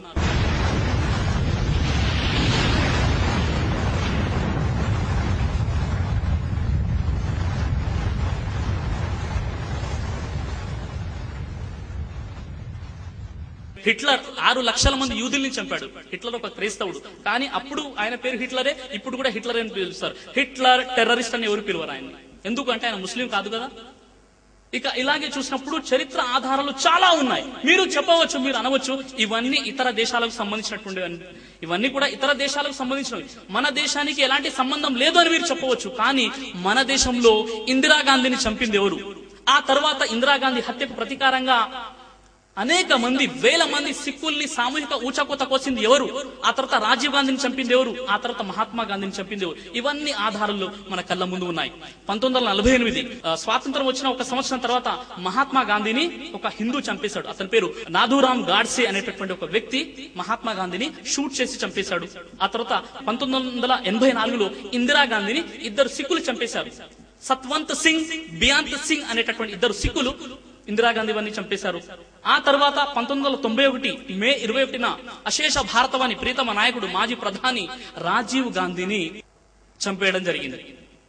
ఎల్టీటీఈ అనే సంస్థకు సంబంధించినటువంటి ఆత్మాహుతి దళ సభ్యురాలు థాను అనేటటువంటి స్త్రీ తన నడుముకు బెల్ట్ బాంబు చుట్టుకొని రాజీవ్ గాంధీని సమీపించి బటన్ నొక్కి తనతో పాటు రాజీవ్ గాంధీతో పాటు సుమారు 25 మంది ప్రాణాలను బలి తీసుకుంది. మరి ఆ థాను అనే స్త్రీ ముస్లిం మహిళ కాదు. ఎల్టీటీఈ సంస్థ కూడా ముస్లింలది కాదు. మరి ఈ ఎల్టీటీ సంస్థ మనం చూసినప్పుడు వలస వెళ్లినటువంటి తమిళులు తమకంటూ ప్రత్యేక దేశం కావాలనే లంకలో స్థాపించబడినటువంటి సంస్థ LTTE, liberation tigers of Tamil Eelam అనేటటువంటి సంస్థ. మరి వేలుపిల్లై ప్రభాకరన్ అధ్యక్షతన ఈ యొక్క సంస్థ స్థాపించబడింది. ఆ తర్వాత వీరు అనేక ఉన్మాదాలకు పాల్పడ్డారని చరిత్ర మనకు సాక్ష్యమిస్తుంది. మరి చరిత్రని కాస్త మనం చూసినప్పుడు మరి ఐక్యరాజ్య సమితి చెబుతుంది వీరి గురించి. వీరు 1883 నుండి 2007 వరకు 67,000 మందిని చంపేశారని. ఆ తర్వాత వీరు కేవలం 2006 నుండి 2007 1 సంవత్సరం లోపే 27 మంది అంతర్జాతీయ మానవతా సేవా సహాయకులను నిర్దాక్షిణ్యంగా చంపేశారని చెప్పడం జరిగింది ఐక్యరాజ్య సమితి. ఆ తర్వాత మరి వీరు తమ ఉగ్రవాద కార్యకలాపాలను ముందు కొనసాగించడానికి 15 సంవత్సరాల లోపు పిల్లల్ని ఉపయోగించారు. మహిళలను మానవ బాంబులుగా వాడుకున్నారు. ఇలాంటి వారిని జ్ఞానం ఉన్నటువంటి ప్రతి వ్యక్తి ఖండించాల్సింది పోయి వీరిని నక్కలు లేదా తోడేళ్లు అని పిలిచే బదులు గౌరవంగా పెద్ద పులులు అని పిలుస్తుంటారు. ఇది ఎలాంటి విషయం అంటే ఇది చాలా సిగ్గుచేటు. ఎందుకంటే ఉగ్రవాదుల్లో కూడా మనకు నచ్చిన ఉగ్రవాదులు ఉన్నారు, నచ్చని ఉగ్రవాదులు ఉంటారా? ఈ విధంగా చెప్పుకుంటూ పోతే చరిత్ర చాలా మనకు సాక్ష్యం ఇస్తుంది. ఇవన్నీ గతాన్ని కప్పిపుచ్చేసి ఎక్కడో ఏదో జరిగిందనేసి పూర్తి ముస్లిం సమాజాన్ని టెర్రరిస్టులుగా భావించడం ఇది చాలా దురదృష్టకరమైన విషయం. ఇది ముస్లిం సమాజానికి చాలా బాధ కలిగించేటటువంటి విషయం.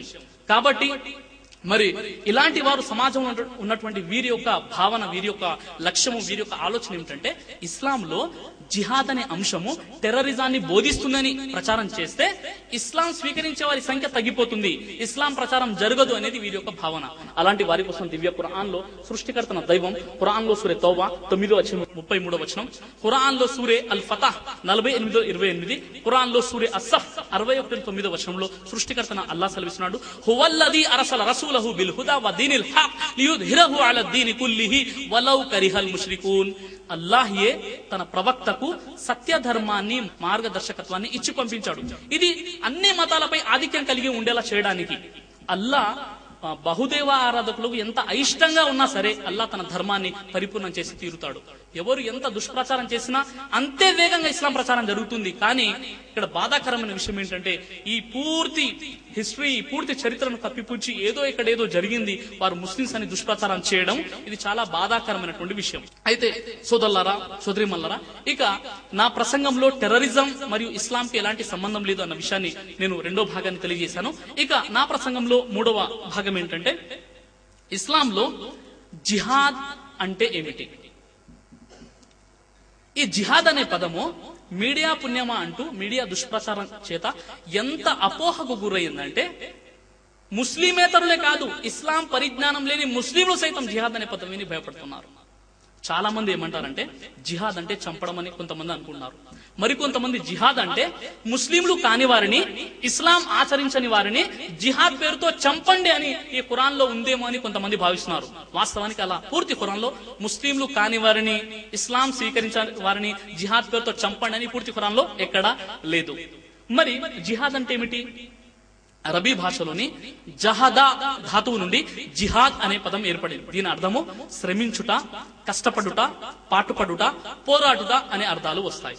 ఇస్లాం ధర్మశాస్త్రం ప్రకారంగా చెప్పాలంటే అల్లా మార్గంలో శ్రమించుట, అల్లా మార్గంలో కష్టపడుట, అల్లా మార్గంలో పోరాడుట అనే అర్థాలు వస్తాయి. కానీ దురదృష్టకరమైనటువంటి విషయం ఏంటంటే ఎంతో మంది ముస్లిమేతర మేధావులు స్వయంగా ఆక్స్ఫర్డ్ డిక్షనరీలో కూడా జిహాద్ అంటే హోలీవార్ అనే అనువాదం చేశారు. హోలీవార్ అంటే పవిత్ర యుద్ధం. పవిత్ర యుద్ధాన్ని అరబ్బీలో జిహాద్ అని చెప్పరు, హర్బు ముకద్దస అని అంటారు. హర్బు ముకద్దస అంటే పవిత్ర యుద్ధం. ఈ పవిత్ర యుద్ధం అనే పదం పూర్తి ఖురాన్ లో ఎక్కడా లేదు. ఖురాన్ని ఒక్కసారి కూడా చదవకుండా, అరబ్బీ యొక్క జ్ఞానం లేకుండా జిహాద్ అంటే చంపడం అని, పవిత్ర యుద్ధం అని, హోలీవార్ అని దానికి అనువాదం చేయడం ఇది చాలా బాధాకరమైనటువంటి విషయం. ఎలాంటి విషయం అంటే ఎవరైనా మీడియా అంటే హిందూ ముస్లింల మధ్య మీడియేటర్ గా ఉండి గొడవలు పెట్టి అల్లా కల్లోలాను సృష్టించేది అంటే ఆ వ్యక్తిని ఏమంటారు? చాలా తప్పు అంటారు. అలాగే ఇస్లాం పరిజ్ఞానం లేకుండా జిహాద్ అంటే హోలీవార్, పవిత్ర యుద్ధం అని అనువాదం చేయడం కూడా చాలా తప్పు. ఇక జిహాద్ గురించి మనం తెలుసుకుందాం. ఖురాను గ్రంథంలో సూరే అల్ ఫుర్ఖాన్ 25వ అధ్యాయం 52వ వచనంలో సృష్టికర్తన అల్లా సెలవిస్తున్నాడు, వజాహిద్హుం బిహి జిహాదన్ కబీరా. ఓ ప్రవక్త ముహమ్మద్ సల్లల్లాహు అలైహి వసల్లం, ఈ ఖురాన్ ద్వారా నీవు మహత్తరమైన పోరాటం జరుపు. జిహాద్ అనే పదం జిహాదన్ కబీరా అన్న పదం కూడా వాడబడింది. ఓ ప్రవక్త ముహమ్మద్ సల్లల్లాహు అలైహి వసల్లం, ఈ ఖురాన్ ద్వారా నీవు వారితో మహత్తరమైన పోరాటం జరుపు. పోరాటం చేయడానికి కత్తి, తలవారు అవసరం కదా. ఖురాన్ తో పోరాటం ఎలా చేయగలుగుతాం అంటే ఇస్లాం సందేశాన్ని మానవాళికి అందజేయడానికి కూడా జిహాద్ అని చెప్పడం జరిగింది. ఈ రోజు నేను ఇక్కడ నిలబడి ఇస్లాం పై ఉన్న ఒక అపోహను తొలగించడానికి ఇక్కడ నిలబడ్డాను. దీన్ని కూడా అరబీలో జిహాద్ అని అంటారు. ఈ రోజు మీరు కూడా జిహాద్ చేస్తున్నారు. మరి కొంతమంది చలిని భరిస్తూ ఇక్కడ కూర్చున్నారు. కొంతమంది మీ కుటుంబానికి ఇవ్వాల్సిన సమయాన్ని ఇక్కడ మీరు కేటాయించారు కాబట్టి మీరు సమయంతో, చలితో జిహాద్ చేస్తున్నారు. జిహాద్ అంటే ఎవరినో చంపడము, కొట్టడము, ఆ తర్వాత బాంబులు ఇష్టం అనే అర్థాలు ఎంత మాత్రం కూడా రావు. అయితే కారుణ్యమూర్తి మహాప్రవక్త ముహమ్మద్ సల్లల్లాహు అలైహి వసల్లం వారి వద్దకు ఒక వ్యక్తి వచ్చి అంటాడు, ఓ ప్రవక్త, నేను జిహాద్ లో పాల్గొనదలిచాను, నాకు అనుమతి ఇవ్వండి. అప్పుడు ప్రవక్త వారు ఏమన్నారంటే, నీకు తల్లిదండ్రులు ఉన్నారా? ఆ వ్యక్తి అన్నాడు, ఉన్నాడు. అయితే నువ్వు వెళ్ళి నీ తల్లిదండ్రులకు సేవ చేయి, ఇది నీకు అన్నిటికంటే ఉత్తమమైన జిహాద్. తల్లిదండ్రుల సేవ చేయడం జిహాద్. ఆ తర్వాత ప్రవక్త ముహమ్మద్ సల్లల్లాహు అలైహి వసల్లం వారు ఏమన్నారంటే, ముజాహిద్ ఎవరంటే జిహాద్ చేసే వ్యక్తిని ముజాహిద్ అంటారు. ఎవరైతే అల్లాహ్ మార్గంలో నిరంతరం శ్రమిస్తారో, అల్లాహ్ మార్గంలో జిహాద్ చేస్తారో, మరియు ఎవరైతే నమాజుని వదిలివేయకుండా నమాజ్ చేస్తారో, ఎల్లప్పుడూ నమాజ్ చేస్తారో, ఎల్లప్పుడూ ఉపవాసాలు పాటిస్తారో, ఆ వ్యక్తి ఒకవేళ అల్లాహ్ మార్గంలో చంపబడితే అల్లాహ్ కోరితే స్వర్గానికి వెళ్తాడు. ఒకవేళ యుద్ధంలో అతడు గెలుపొందితే అల్లాహ్ కోరితే ప్రతిఫలం అతనికి లభిస్తుంది. ఇక్కడ జిహాద్ అంటే నిరంతరం అల్లాహ్ మార్గంలో శ్రమించడాన్ని, ఎల్లప్పుడూ నమాజ్ వదిలేకుండా చదవడాన్ని, మరి ఉపవాసాలు పాటించడాన్ని జిహాద్ అని చెప్పడం జరిగింది. ఒకసారి కారుణ్యమూర్తి మహాప్రవక్త ముహమ్మద్ సల్లల్లాహు అలైహి వసల్లం వారి యొక్క సతీమణి హజరత్ ఆయిషా రజియల్లాహు అన్హా వారు ప్రవక్త ముహమ్మద్ సల్లల్లాహు అలైహి వసల్లం వారి వద్దకు వచ్చి, ఓ ప్రవక్త, నేను జిహాద్ పాల్గొనవచ్చునా అని అడిగారు. అప్పుడు ప్రవక్త ముహమ్మద్ సల్లల్లాహు అలైహి వసల్లం ఏమంటున్నారంటే, నీ కోసం అన్నింటికంటే ఉత్తమమైన జిహాద్ హజ్ కోసం వెళ్ళడం. హజ్ అంటే మక్కా యాత్ర. అంటే మక్కా యాత్రకి వెళ్ళి అక్కడ బాంబులు ఇసిరేసి రావడమా? ఇది కాదు. అంటే నీవు వెళ్ళి మక్కా యాత్ర కాబాని సందర్శించి వచ్చినట్లయితే అది నీకు జిహాద్ తో సమానం అని చెప్పారు. అంటే అది జిహాద్ అని చెప్పారు. కాబట్టి ఈ విధంగా సందర్భాలను బట్టి చాలా రకాలుగా ఈ జిహాద్ అనే పదం మనకు కనబడుతుంటుంది ఇస్లాం ధర్మంలో. మరియు ప్రవక్త ముహమ్మద్ సల్లల్లాహు అలైహి వసల్లం ఏం చెప్పారంటే, దౌర్జన్యపరుడైనటువంటి ఒక రాజు సమక్షంలో అతనికి వ్యతిరేకమైన సత్య వాక్కుని ప్రకటించడమే గొప్ప జిహాద్ అని చెప్పారు. ఒక రాజు సమక్షంలో అందరూ కూడా చేతులు కట్టుకుని ఉంటారు. అతని ముందు నిలబడి అతని వ్యతిరేకమైన సత్యాన్ని నిర్భయంగా ప్రకటించడం అది గొప్ప జిహాద్ అని చెప్పారు. మరొక సందర్భంలో ప్రవక్త ముహమ్మద్ సల్లల్లాహు అలైహి వసల్లం ఏం చెప్పారంటే, మీరు మీ నోటితో జిహాద్ చేస్తూ ఉండండి అని చెప్పారు. అంటే మీ నోటితో జిహాద్ చేయడం ఏంటి? మంచిని మీరు ఆజ్ఞాపిస్తూ ఉండండి, చెడుని మీరు ఆపుతూ ఉండండి, ఇది జిహాద్ అని చెప్పారు ప్రవక్త ముహమ్మద్ సల్లల్లాహు అలైహి వసల్లం వారు. ఈ విధంగా ఒక సందర్భంలో తల్లిదండ్రుల సేవ జిహాద్ అని చెప్పారు. ఒక సందర్భంలో దౌర్జన్యపరుడైన రాజు సమక్షంలో సత్యాన్ని ప్రకటించడం జిహాద్ అని చెప్పారు. మరొక సందర్భంలో నమాజ్ చేయడం జిహాద్ అని చెప్పారు. ఇంకో సందర్భంలో ఎల్లప్పుడూ ఉపవాసాలు పాటిస్తూ ఉండడం అది జిహాద్ అని చెప్పారు. ఈ విధంగా అల్లా మార్గంలో నిరంతరం శ్రమించడం జిహాద్ అని చెప్పారు. ఇలాగా అనేక రకాలుగా చెప్పారు. ఇప్పుడు ఒక ప్రశ్న ఉత్పన్నమవుతుంది. ఆ ప్రశ్న ఏమిటంటే, మరి ధర్మ యుద్ధాన్ని జిహాద్ అని అన్నారా లేదా? ఆ తర్వాత ఇస్లాంలో ధర్మ యుద్ధము ఉందా లేదా అంటే నిస్సందేహంగా ఉంది, కానీ దాని కండిషన్స్ వేరు. ఉదాహరణకి భారత రాజ్యాంగ చట్టం ఇండియన్ కాన్స్టిట్యూషన్ లో article 51 section A sub section D లో ఏముందంటే, పౌరుల ప్రాథమిక హక్కులు అక్కడ ఉన్నాయి. ఆ పౌరుల ప్రాథమిక హక్కుల్లో ఉన్న విషయం ఏంటంటే, ఎవరైనా భారతదేశంపై యుద్ధం ప్రకటిస్తే, యుద్ధం చేయడానికి వస్తే భారతదేశాన్ని రక్షించుకోవడానికి సైనికులతో కలిసి మీరు యుద్ధం చేయాలి. ఈ యుద్ధాన్ని జిహాద్ అని అంటారు. అయితే ఒకవేళ ఆ పరిస్థితి ఏర్పడితే భారతదేశంలో ఉన్న ముస్లిం పండితులందరూ కలిసి ఒక ఫత్వా జారీ చేస్తారు. అదేమిటంటే, దేశ రక్షణ కోసమే యుద్ధం జిహాద్ చేయాలి అని ప్రకటిస్తారు. అప్పుడు ప్రతి ముస్లిం కూడా తన వంతు తన విధిగా భావించి దేశ రక్షణపై సైనికులతో కలిసి యుద్ధం చేస్తాడు. దేశ రక్షణపై ఏ విధంగానైతే ముస్లింలు 5 పూటలు నమాజ్ చేయడానికి జీతం తీసుకోరో, ఏ విధంగానైతే ముస్లింలు ఉపవాసాలు పాటించడానికి జీతం తీసుకోరో, దేశ రక్షణ కోసమై జిహాద్ చేసేటప్పుడు కూడా జీతం తీసుకోరు ఇన్షాల్లాహ్ అజీం. కానీ దురదృష్టకరమైన విషయం ఏంటంటే, స్వాతంత్ర పోరాటంలో ఎంతో మంది ముస్లింలు ప్రాణాన్ని పణంగా పెట్టి స్వాతంత్రం కోసం పోరాడారు. వారి చరిత్ర ఈ రోజు మన పాఠ్య పుస్తకాల్లో లేకుండా చేయడం చాలా దురదృష్టకరమైన విషయం. మీరు ఈ విషయానికై భారత స్వాతంత్ర ఉద్యమంలో ముస్లింల పాత్ర అనేటటువంటి పుస్తకం తప్పకుండా చదవండి. అయితే సోదరులారా, ఇస్లాంలో ధర్మ యుద్ధము ఉంది, కానీ దాని కండిషన్స్ ఏంటంటే, సహీ బుఖారీ కితాబు జిహాద్ హదీస్ నంబర్ 1270 ప్రకారంగా జిహాద్ వ్యక్తిగతంగా కాదు, సామూహికంగా ఇమాం లేదా ఖలీఫా నాయకత్వంలోనే చేయాలి జిహాద్. ఒక వ్యక్తి ఆ ధర్మాన్ని చూసి నేను వీళ్ళని చంపేస్తానంటే ఇస్లాం దాన్ని ఒప్పుకోదు. అది ఇస్లామిక్ రాజ్యం ఉండాలి. కనీసం ముస్లిం సమాజం అందరూ కలిసి ఒక ఖలీఫా, ఒక నాయకుని ఎన్నుకోవాలి. ఆ నాయకుని సమక్షంలోనే జిహాద్ చేయాలి. అలా కాకుండా ఒక 100 మంది 200 మంది కలిసి ఏదో అన్యాయాన్ని చూసాం, మేము దాన్ని ఎదుర్కొంటున్నాం అంటే అది ఇస్లాం ఎట్టి పరిస్థితుల్లో ఒప్పుకోదు. మరియు మరొక కండిషన్ ఏంటంటే, ఎవరితోనైతే జిహాద్ ధర్మ యుద్ధం చేస్తున్నామో వారికి ముందు ఇస్లాం సందేశాన్ని ఇవ్వాలి. మీరు ఎంతవరకంటే యుద్ధ రంగంలో నిలబడి ఉన్నప్పటికీ కూడా ఒకవేళ వారికి సందేశం ఇవ్వనట్లయితే వారితో యుద్ధం చేయకూడదు. వారికి ముందు ఒకే దైవం వైపునకు పిలవాలి, ఇస్లాం ధర్మ సందేశం వారికి చెప్పాలి, ఆ తరువాత వారితో యుద్ధం చేయాలి. ఒకవేళ వారు ఒప్పుకొని అంగీకరిస్తే వారు కూడా విధేయులుగా ముస్లింలుగా మారిపోతారు.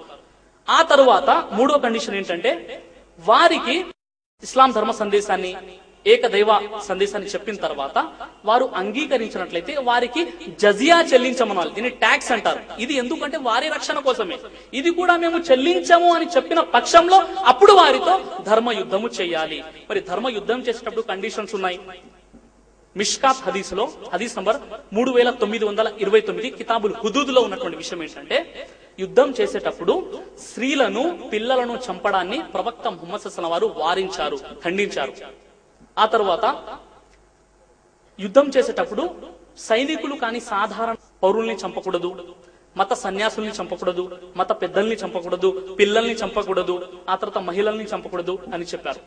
ఆ తర్వాత ఇతర మతాలకు సంబంధించినటువంటి ఆరాధన ఆలయాలను, చర్చిలను లేదా టెంపుల్స్ ని పడగొట్టకూడదు, ధ్వంసం చేయకూడదు అని పడగొట్టకూడదు అని చెప్పారు.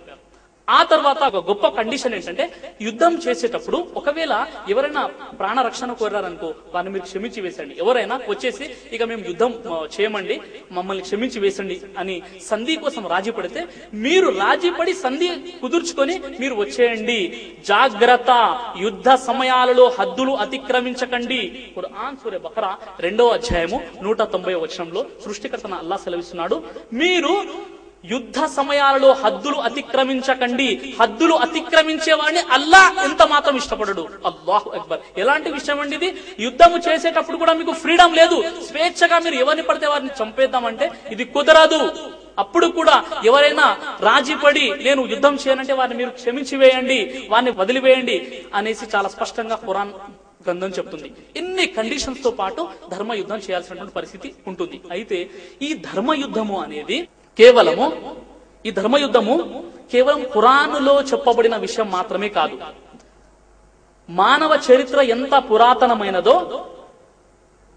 ధర్మ యుద్ధాలు కూడా అంతే పురాతనమైనవి. మీరు హిందూ మత గ్రంథమైనటువంటి మహాభారతాన్ని పరిశీలిస్తే మహాభారతంలో కౌరవులకు మరియు పాండవులకు మధ్య జరిగిన యుద్ధానికి ప్రసిద్ధి మహాభారతం. హిందూ మతంలో ఎక్కువగా చదవబడేటటువంటి గ్రంథం ఈ భగవద్గీత. ఈ భగవద్గీత మహాభారతంలోని ఒక భాగం. మహాభారతంలోని భీష్మ పర్వం 25వ అధ్యాయం నుండి 42 అధ్యాయాల వరకు తీసి వ్రాసినటువంటిది ఈ భగవద్గీత. ఇందులో 18 అధ్యాయాలు కలవు. మొదటి అధ్యాయము అర్జున విషాద యోగం. భగవద్గీత మొదటి అధ్యాయము మొదటి శ్లోకమే జిహాదుకు సంబంధించినటువంటిది. మొదటి అధ్యాయం మొదటి శ్లోకం యుద్ధానికి సంబంధించినటువంటిది. ఖురాన్ లో మొదటి అధ్యాయం మొదటి వచనం అల్హమ్దులిల్లాహి రబ్బిల్ ఆలమీన్. అల్లాహ్ మాత్రమే స్తుతింపదగిన వాడు, ఆయన సకల లోకాలకు ప్రభు. ఈ భగవద్గీతలో మొదటి అధ్యాయంలో 47 శ్లోకాలు కలవు. 47 శ్లోకాలు పూర్తిగా యుద్ధానికి సంబంధించినవే. ఆ తర్వాత రెండో అధ్యాయం పేరు సంఖ్యాయోగం. ఇందులో 72 శ్లోకాలు కలవు. అందులో 38 శ్లోకాలు యుద్ధానికి సంబంధించినవే. ఆ తర్వాత సమయ సందర్భాన్ని బట్టి వేరేగా యుద్ధానికి సంబంధించిన వాక్యాలు భగవద్గీతలో వాడబడ్డాయి. భగవద్గీతలోని 2వ అధ్యాయము 30వ శ్లోకాన్ని పరిశీలిస్తే శ్రీకృష్ణ వారు అర్జున వారిని ప్రేరేపిస్తున్నారు యుద్ధం చేయమని. ఏమంటారంటే, క్షత్రియ ధర్మంలో పుట్టిన నీవు యుద్ధమునకు వెనుదీయటానికి సరైనది కాదు. క్షత్రియునకు ధర్మ యుద్ధము కంటే శ్రేయస్కారమైనది మరి ఒకటి లేదు అని శ్రీకృష్ణ వారు అర్జున వారిని యుద్ధము చెయ్యి అని ప్రోత్సహిస్తున్నారు. భగవద్గీతలో 1వ అధ్యాయం 28, 29, 30 శ్లోకాలను పరిశీలిస్తే అర్జున వారు యుద్ధం చేయడానికి విముఖత చూపుతారు. యుద్ధం చేయడానికి ఆయన సంకోచిస్తూ ఉంటారు. ఎందుకంటే ఈ భగవద్గీతలోనే 1వ అధ్యాయం 27, 28 శ్లోకాలలో ఆయన యుద్ధ రంగంలోకి వెళ్ళిపోయిన తర్వాత యుద్ధం ఎవరితోనైతే చేయాలని ఆయన ఆ యుద్ధ సైన్యాన్ని చూస్తాడో అందరూ కూడా ఎవరుంటారు? రక్త సంబంధికులు, బంధువులు ఉంటారు. తాతలు, తండ్రులు, మేనమామలు, గురువులు, కొడుకులు, మనుమలు, హితైషులు, స్నేహితులు, వీళ్ళందరూ రక్త సంబంధికులు ఉంటారు. వీరిని చూసి సంకోచిస్తూ ఉంటారు అర్జున వారు. అప్పుడైనా ఊరుకని చెప్పలేదు, ఇంకో విధంగా మోటివేషన్ ఇస్తున్నారు. ఈ భగవద్గీతలోని 2వ అధ్యాయం 37వ శ్లోకాన్ని పరిశీలిస్తే హత్వా వా ప్రాప్స్యసే స్వర్గం జిత్వా వా భోక్ష్యసే మహీం తస్మా ధుత్తిష్ట కౌంతేయ యుద్ధాయ కృతనిశ్చయః. హత్వా వా నీవు గనక శత్రులచే చంపబడితే ప్రాప్స్యసే పొందగలవు స్వర్గమును. జిత్వావా నీవు గనక జయించినచో మహీం భూలోక రాజ్యమును. తస్మాత్ అందువలన యుద్ధము కొరకు కృత నిశ్చయము కలిగిన మనస్సు గలవాడివై నీవు లే యుద్ధము చేయి. ఓ అర్జున, నీవు గనక శత్రువులచే యుద్ధ రంగములో చంపబడితే నీవు స్వర్గాన్ని పొందుతావు. ఒకవేళ నీవు జయిస్తే ఈ భూలోక రాజ్యాన్ని అనుభవిస్తావు. అందుకోసం నీకు ఇక డౌట్ ఎందుకు, నీవు యుద్ధం చేయని శ్రీకృష్ణ వారు అర్జున వారిని ప్రేరేపిస్తున్నారు. ఇక అదే విధంగా బైబిల్ గ్రంథాన్ని మనం చూసినట్లయితే బైబిల్లో అవిశ్వాసానికి మరియు విశ్వాసానికి మధ్య జరిగిన యుద్ధాలు చాలా ఉన్నాయి. బైబిల్లో ఖురాన్ కంటే ఎక్కువ బైబిల్లో ఉంది పాత నిబంధన గ్రంథంలో. ఇందులో ద్వితీయోపదేశకాండం 3వ అధ్యాయము 1 నుండి 7 వచనాలు మరియు ద్వితీయోపదేశకాండం 7వ అధ్యాయం 1, 2, 3 వచనాలు, అలాగే ద్వితీయోపదేశకాండం 20వ అధ్యాయం 10 నుండి 18 వచనాలు, సంఖ్యాకాండం 31వ అధ్యాయం 1 నుండి 18 వచనాలు, సంఖ్యాకాండం 31వ అధ్యాయం 4 నుండి 8 వచనాల్ని ముఖ్యంగా పరిశీలించినట్లయితే అక్కడ సంఖ్యాకాండం 31వ అధ్యాయం 1 నుండి 4 వచనాల్లో మోషే ప్రవక్త దేవుని ఆజ్ఞచే మిథ్యానీయులు అనే జాతితో యుద్ధం చేసి ఆ మగవారినందరినీ చంపేశారని ఉంటుంది. ఇశ్రాయేలీయుల గోత్రంలో నుండి ప్రతి గోత్రంలో నుండి 1000 మంది యుద్ధ వీరులను ఏర్పరచి మిథ్యానీయులు అనే జాతి మీదకు వెళ్లి వారినందరినీ చంపేశారు. ఇది యెహోవా చిత్త ప్రకారంగా జరిగిన ధర్మ యుద్ధము అని ఉంటుంది. అయితే క్రైస్తవ సోదరులు ఏమంటారంటే ఇది కొత్త నిబంధన మరి పాత నిబంధన కదా, పాత నిబంధనలో యుద్ధాలు గొడవలు అన్నీ ఉన్నాయండి, కొత్త నిబంధనలు లేవు అని అంటారు. ఏమంటారంటే శాంతికి మారుపేరుగా ప్రచారం జరిగే యేసు జీవితంలో కూడా ఆయన ఆపత్ సమయంలో అధర్మాన్ని అణచడానికి, ధర్మాన్ని స్థాపించడానికి కత్తిని వాడమని చెప్పడమే కాదు, ప్రోత్సహించినట్టు ఆధారాలు చాలా ఉన్నాయి బైబిల్లో. మత్తయి సువార్త 10:34 వచనంలో యేసువారు ఏమంటున్నారంటే, నేను భూమి మీదికి సమాధానమును పంపుటకు వచ్చితనని తలంచకుడి, ఖడ్గమునే కత్తినే కాని సమాధానమును పంపుటకు నేను రాలేదు అని చెప్పారు. ఇంకా బైబిల్లో లూకా సువార్త 12:49 వచనంలో యేసువారు ఏమన్నారంటే, నేను భూమి మీదికి అగ్నివేయ వచ్చిటిని, అది ఇదివరకే రగులుకొని భగభగ మండవలెనని నేను ఎంతో కోరుచున్నానని చెప్పారు. ఇంకా లూకా సువార్త 19:27 వచనాన్ని పరిశీలిస్తే యేసువారు ఏమంటున్నారంటే, నేను ఏలుటకు ఇష్టము లేని నా శత్రువులను నా వద్దకు తీసుకొచ్చి నా ముందు చంపివేయండి. ఎవరైతే యేసుక్రీస్తు ఏలుట ఇష్టము లేదో, యేసుక్రీస్తు వచ్చుట ఇష్టం లేదో, యేసుక్రీస్తు ఏలుట ఇష్టం లేదో అలాంటి శత్రువులను నా వద్దకు తీసుకొచ్చి నా ముందు చంపేయండి అని చెప్పేదెవరు? శాంతికి మారుపేరుగా ప్రచారం జరిగే జీసస్ క్రైస్ట్, యేసుక్రీస్తు వారు చెప్తున్నారు ఈ విషయం. ఇంకా ఒక విషయం బైబిల్లో ఎలాంటిదంటే, అది చెప్తే మీరు అందరూ ఆశ్చర్యపోతారు. బైబిల్ గ్రంథం లూకా సువార్త 22:36 వచనాన్ని పరిశీలిస్తే, కత్తి లేనివాడు తన బట్టలను అమ్మి కత్తి కొనుక్కొనవలేను అని చెప్పారు. కత్తి లేకుంటే అడిగి తీసుకో, సోదరుని అడుగు, ఉంటే యుద్ధం చేయలేదా ఇంట్లో కూర్చొని చెప్పడం బాగుంటుంది. కానీ కత్తి లేనివాడు తన బట్టలను, దుస్తులను అమ్మేసి కత్తి కొని యుద్ధం చేయని చెప్పారు యేసుక్రీస్తు వారు. అలా అని యేసుక్రీస్తు టెర్రరిజాన్ని బోధించారు, యేసుక్రీస్తు ఉగ్రవాదాన్ని బోధించారంటే ఇది ముమ్మాటికి తప్పు. యేసుక్రీస్తు టెర్రరిజాన్ని బోధించలేదు.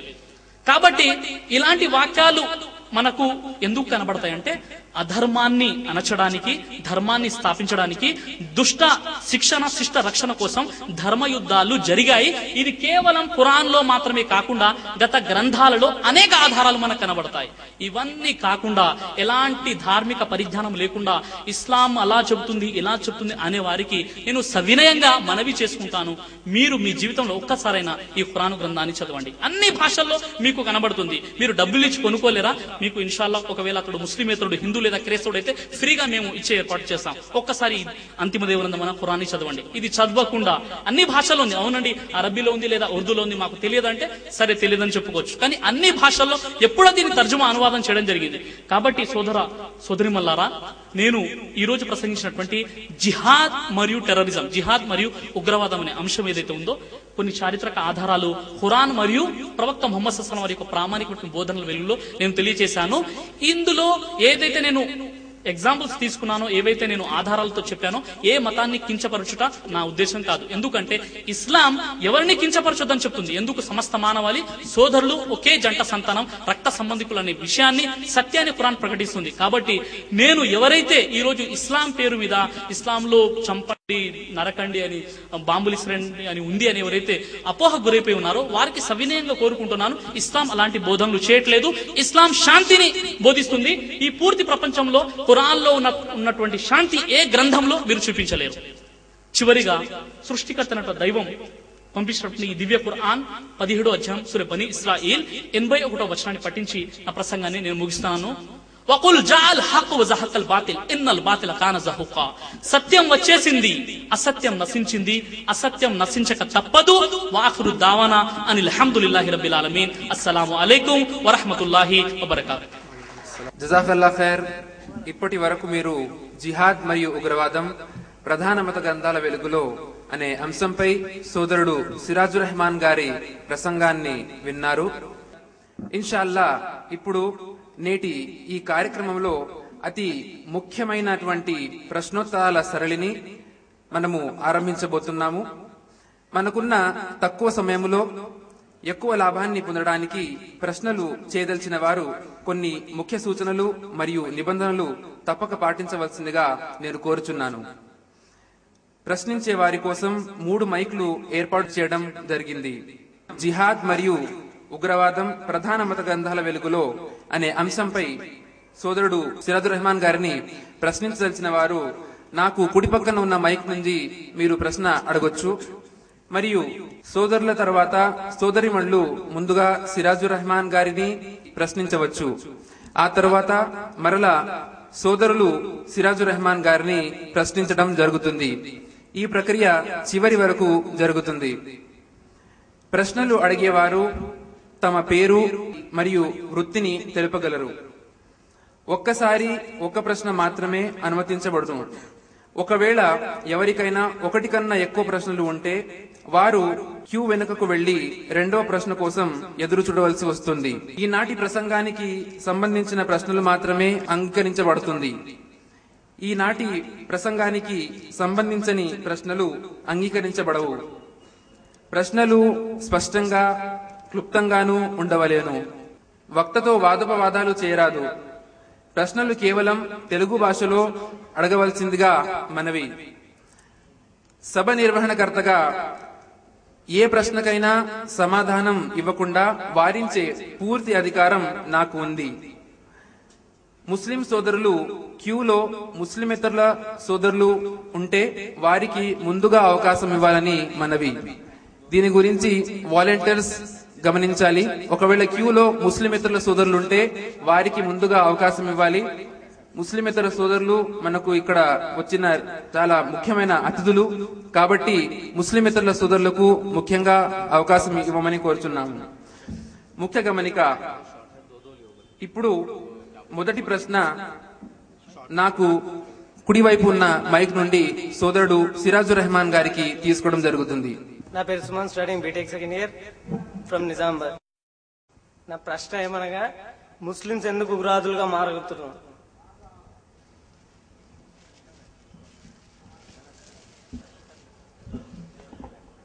బిస్మిల్లాహిర్ రహమానిర్ రహీం. సోదరుడు Suman BTech final year Nizamabad నుండి వచ్చి ఉన్నారు ప్రోగ్రామ్ వినడానికి. ఆయన ప్రశ్నించారు. ఆయన ప్రశ్న ఏంటంటే, ముస్లింలు ఉగ్రవాదులుగా ఎందుకు మారుతున్నారు? అయితే ముందుగా ముస్లిం అనేటటువంటి పదము శాంతి, విధేయత అనే పదాల నుండి వచ్చిందండి. ముస్లిం అంటే ఒబీడియంట్ టు గాడ్, దైవ విధేయుడు. దైవం చెప్పిన విధంగా ఆచరించేవాడు మాత్రమే ముస్లిం అవుతాడు. కేవలం పేరు పెట్టుకున్నంత మాత్రాన ముస్లిముగా పరిగణించబడడు. ఉదాహరణకి, ఎవరైనా ఏదో తప్పు చేస్తే అతడు ముస్లిం మతానికి సంబంధించినటువంటి వ్యక్తి కాబట్టి ఆ తప్పుని పూర్తి ముస్లిం సమాజంపై ఆపాదించడం ఎంతవరకు సబబు? మొదటి విషయం.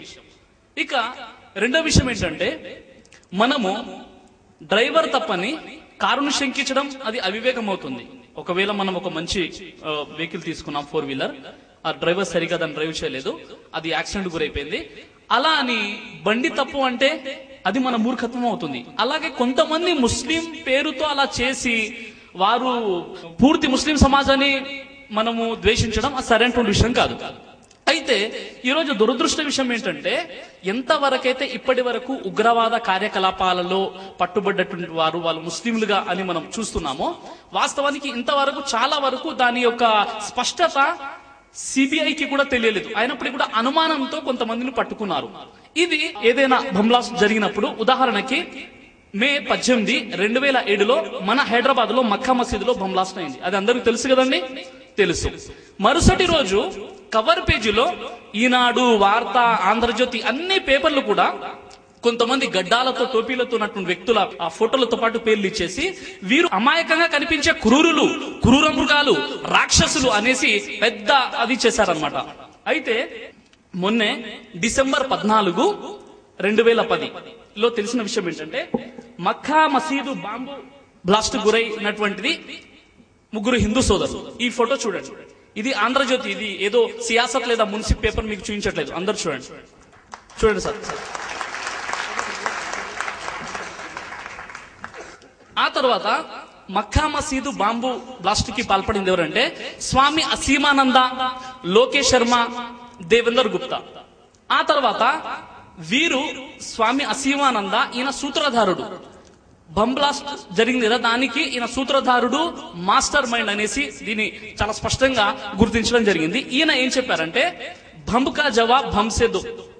మా టార్గెట్ ఏంటంటే ముస్లింల ఆరాధన ఆలయాలు, ముస్లింలు ప్రేయర్ చేసుకునేటటువంటి మసీదులు, ముస్లింలు టార్గెట్ అనేసి అతని సహచరులకు పురిగొలిపినట్టు చాలా స్పష్టంగా ఈ సిబిఐలో ఈ విషయం తెలిసింది. సరే, ఏదో తెలిసింది. అప్పుడు మక్కా మసీదులో చాలా మంది చనిపోయిన తర్వాత ఎంతో మంది ముస్లింలు చాలా బాధ గురైపోయారు. మసీదులో నమాజ్ చేసుకునేటటువంటి వారు చనిపోయారు కాబట్టి. ఆ తర్వాత తెలిసిన తర్వాత ఈ న్యూస్ ఈనాడులో పేజీ నెంబర్ 11లో ప్రింట్ చేశారు. ఇదేమన్నా ఉందా అండి? చూడండి, హెడ్లైన్ ఏంటి? మక్కా పేలుడు కేసులో ఛార్జీ షీట్ దాఖలు. ఇది ఈనాడులో వచ్చినటువంటి న్యూస్. వార్తలో రాలేదు, ఆ తర్వాత ఇంకా వేరే పత్రికల్లో అసలు రాలేదు. ఇది 11వ పేజీలో. అదే రోజు ఎవరైతే అనుమానంతో పట్టుకున్నటువంటి ముస్లింలను టోపీలు గడ్డాలు పెట్టేసి హైలైట్ చేసి వీరు అమాయకంగా కనిపించే క్రూరులు రాక్షసులు అని ఇచ్చిన తర్వాత తెలిసిన తర్వాత వాళ్ళు ఏం చేశారు చూడండి. వీరు నిజమైనటువంటి దోషులు. ఉర్దూ పేపర్ కవరేజ్ చూడండి. మాలేగాం, మహారాష్ట్రలో జరిగినటువంటి మాలేగాం బంబ్లాస్ట్ లో సాధ్వి ప్రజ్ఞా సింగ్ అనే వ్యక్తి ఆ బంబ్లాస్ట్ కు పాల్పడ్డారు. ఆ తర్వాత జైపూర్, అజ్మేర్ లో కూడా బంబ్లాస్ట్ చేసింది ముస్లిం మతానికి సంబంధించినటువంటి వారు కాదు, వీరు హిందువులని తెలిసినప్పటికీ కూడా ఈ న్యూస్ ని ఎందుకు దాచిపెట్టారు? నేను మీడియా వారితో ప్రశ్నిస్తున్నాను.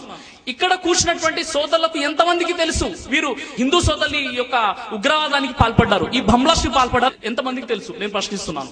అయితే సోదరులారా, ఇది ఏంటంటే మీడియా పక్షపాతాన్ని వహిస్తుంది. ఏదో చేశారనేసి ముస్లింలను హైలైట్ చేస్తుంది. ఉదాహరణ చెప్పాలంటే ఒక షేక్, అరబుస్థాన్ కు చెందినటువంటి ఒక షేక్ 50 సంవత్సరాల వ్యక్తి 15 సంవత్సరాల అమ్మాయి తల్లిదండ్రులు అమ్మాయి ఇష్టంతో పెళ్లి చేసిన విషయము ఫ్రంట్ పేజీలో ఫోటోలతో పాటు చూపిస్తారు. అదే మరుసటి రోజు ఒక హిందూ సోదరుడు 50 సంవత్సరాల వ్యక్తి 15 సంవత్సరాల అమ్మాయిపై రేప్ చేశాడు, అత్యాచారం చేశాడు. ఆ న్యూస్ అసలు లేదు, లోపలి పేజీలో ఎక్కడో ఉంటుంది.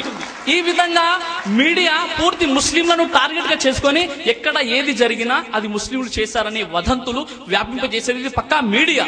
అవకాశం ఉంటే ఎప్పుడన్నా మీడియా గురించి మళ్ళీ మనం మాట్లాడదాం. కాబట్టి నిజంగా ముస్లిం అయితే ఎవరిని హత్య చేయడు. ఖురాన్ చెప్తుంది. ఖురాన్ లో తీవ్రవాద అంతానికి సర్వోత్తమ సూత్రంగా సూర మాయిదా 5వ అధ్యాయం 32వ వచనంలో మన్ ఖతల నఫ్సం బిగైరి నఫ్సిన్ ఔ ఫసాదిన్ ఫిల్ అర్ది ఫకఅన్నమా ఖతల నాస జమియా.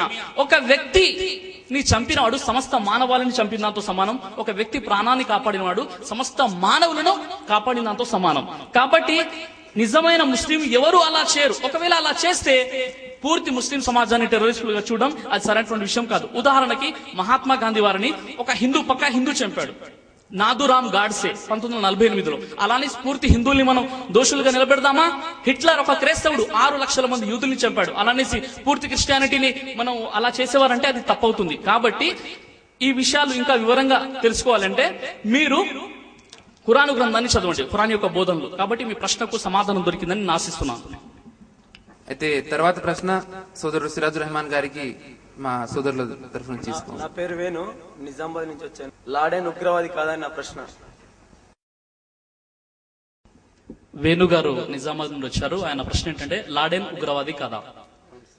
ఒకవేళ నేను లాడెన్ కలిసి ఉంటే తప్పకుండా అడుగుతాను మీరు ఉగ్రవాదియా కాదని. అని ఇప్పటి వరకు కలవలేదు, ఇకపై కూడా కలవను.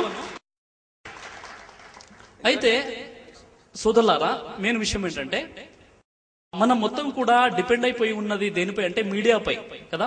సెప్టెంబర్ 11 వరల్డ్ ట్రేడ్ సెంటర్ ఏదైతే కూలిపోయిందో దాన్ని స్వతహాగా బూస్ట్ చెప్పేటటువంటి విషయం ఏంటంటే పూర్తి ప్రపంచంలో అత్యధికంగా టెక్నాలజీ ఉన్నటువంటి మోడర్న్ టెక్నాలజీ, ఆ తర్వాత ఇంటెలిజెన్సీ వ్యవస్థ, వీటన్నిటికీ గుండెకాయ అయినటువంటి వరల్డ్ ట్రేడ్ సెంటర్ ని, ఆ తర్వాత ప్రపంచాన్ని శాసించే వైట్ హౌస్ ని, ఆ తర్వాత పెంటగాన్ ను బంబ్లాస్ట్ చేసేటటువంటి ఉద్దేశంతో ఉసామా బిన్ లాడెన్ ప్రయత్నం చేసి అందులో భాగంగా వరల్డ్ ట్రేడ్ సెంటర్ ని కూల్చివేశాడు అనేది మనం ఇంతవరకు తెలుసుకొని ఉన్నాం, అంతే కదా. అయితే దాని వెనకాల ఉన్నటువంటి విషయాలు ఏవి కూడా మనకు తెలియదు. ఎందుకు? మనం కేవలం మీడియాపై ఆధారపడి ఉంటాం కాబట్టి. 110 అంతస్తుల వరల్డ్ ట్రేడ్ సెంటర్, పూర్తి అమెరికాకు గుండెకాయ అయినటువంటి వరల్డ్ ట్రేడ్ సెంటర్ పై భాగంలో విమానంతో ఢీకొంటే పేక మేడల ఒకేసారి కుప్పకూలిపోతుందా అనేది ఇది నా ప్రశ్న మాత్రమే కాదు, అక్కడ అమెరికాలో ఉన్నటువంటి సైంటిస్టుల ప్రశ్న. ఇది ఒక విమానము పై భాగంలో ఢీకొంటే పేక మెడల మొత్తం ఒకేసారి ఎలా కుప్పకూలిపోతుంది అన్నది మొదటి ప్రశ్న.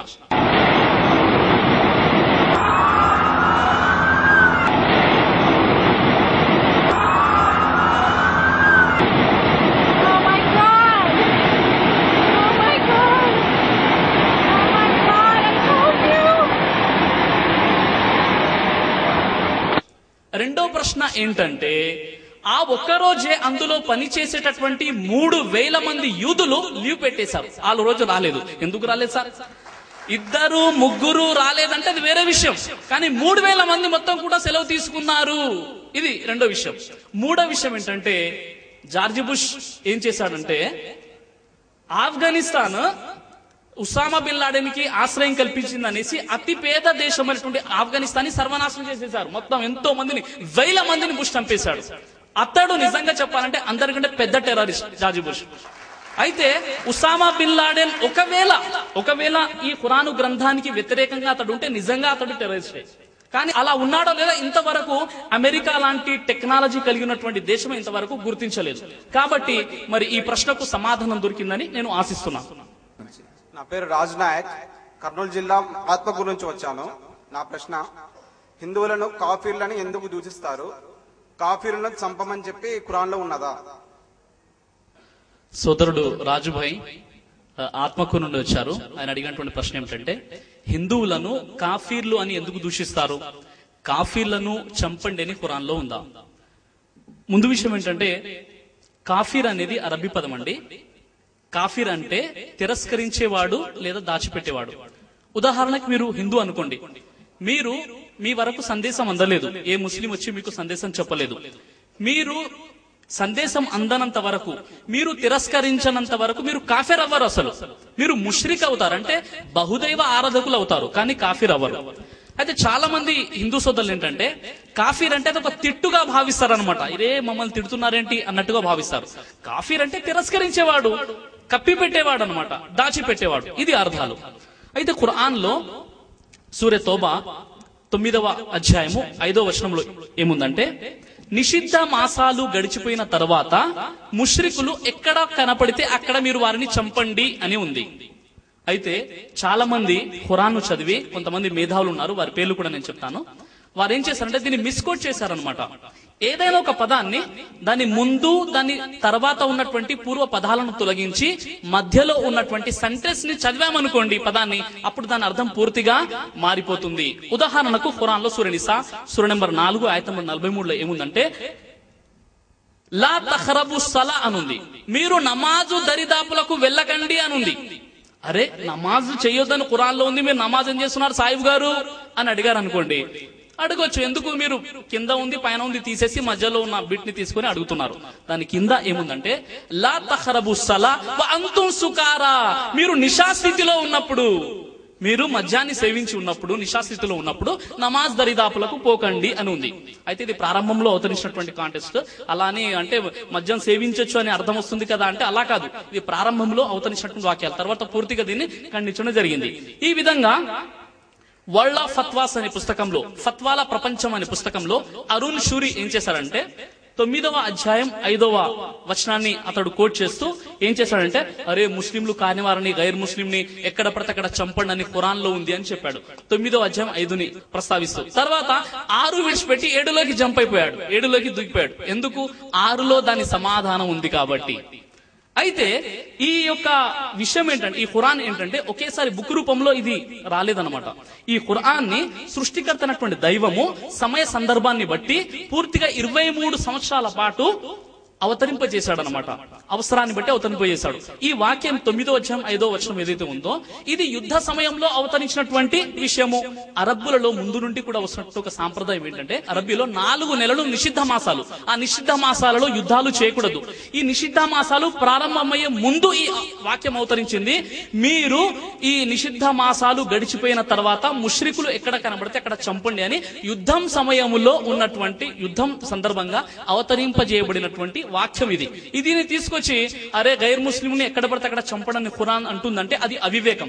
ఉదాహరణకి ఒక ఆర్మీ కమాండర్ సైనికులకు చెప్పాడు, ఈ ఒక బార్డర్ దగ్గర ఎవరైతే మీరు ఇతర దేశం నుండి ఇక్కడ ప్రవేశిస్తారో ఇక్కడ చంపండి అనేసి అక్కడ అతను ఒక విషయాన్ని జారీ చేశాడు, చెప్పేశాడు. అక్కడ ఉన్నటువంటి ఒక సైనికుడు మామూలుగా వేరే ప్రదేశాలకు వచ్చి అరే నాకు ఆర్డర్ వచ్చింది కదా ఇక్కడ చంపుతానంటే అది వర్తించదు. అలాగే ఆ వాక్యము యుద్ధం సందర్భంలో అవతరించింది కాబట్టి అది యుద్ధానికే వర్తిస్తుంది. ఇక 6వ వచనాన్ని మీరు చూసినట్లయితే దానికి సమాధానం ఉంటుంది. ఎవరైనా మీతో శరణు కోరితే అల్లా గ్రంథాన్ని వినే వరకు అతనికి మీరు అవకాశం ఇవ్వండి, తరువాత అతనికి సురక్షితమైనటువంటి ప్రదేశంలో తీసుకెళ్లి అక్కడ విడిచిపెట్టండి. ఇది సమాధానం ఉంది.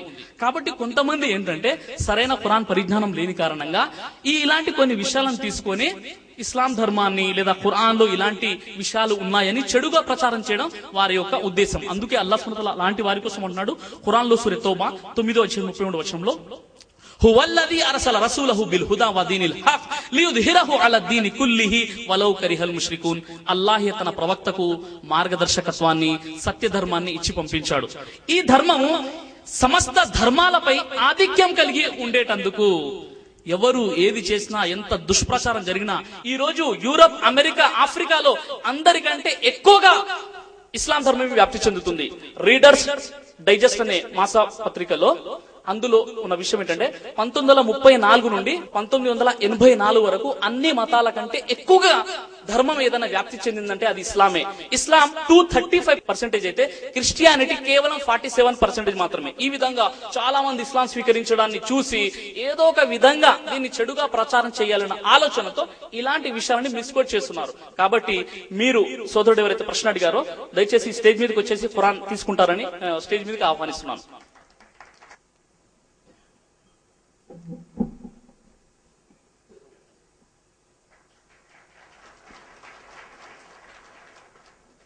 నా పేరు విజయ్ కుమార్, బోరబండ నివాసిని, రాక్ స్టోన్ స్కూల్ కరస్పాండెంట్ని. మీరు ఇంతవరకు జిహాదీ అనే విషయంలో ఎక్కడ కూడా ముస్లింలలో ఉండదన్నది మీరు చెప్పడం జరిగింది.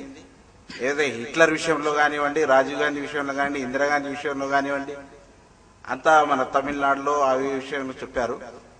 మరి కాశ్మీర్లో జరుగుతున్నటువంటి పోరాటం, మరి దానికి సంబంధించిన విషయాలు కూడా మీరు చెప్పలేరు.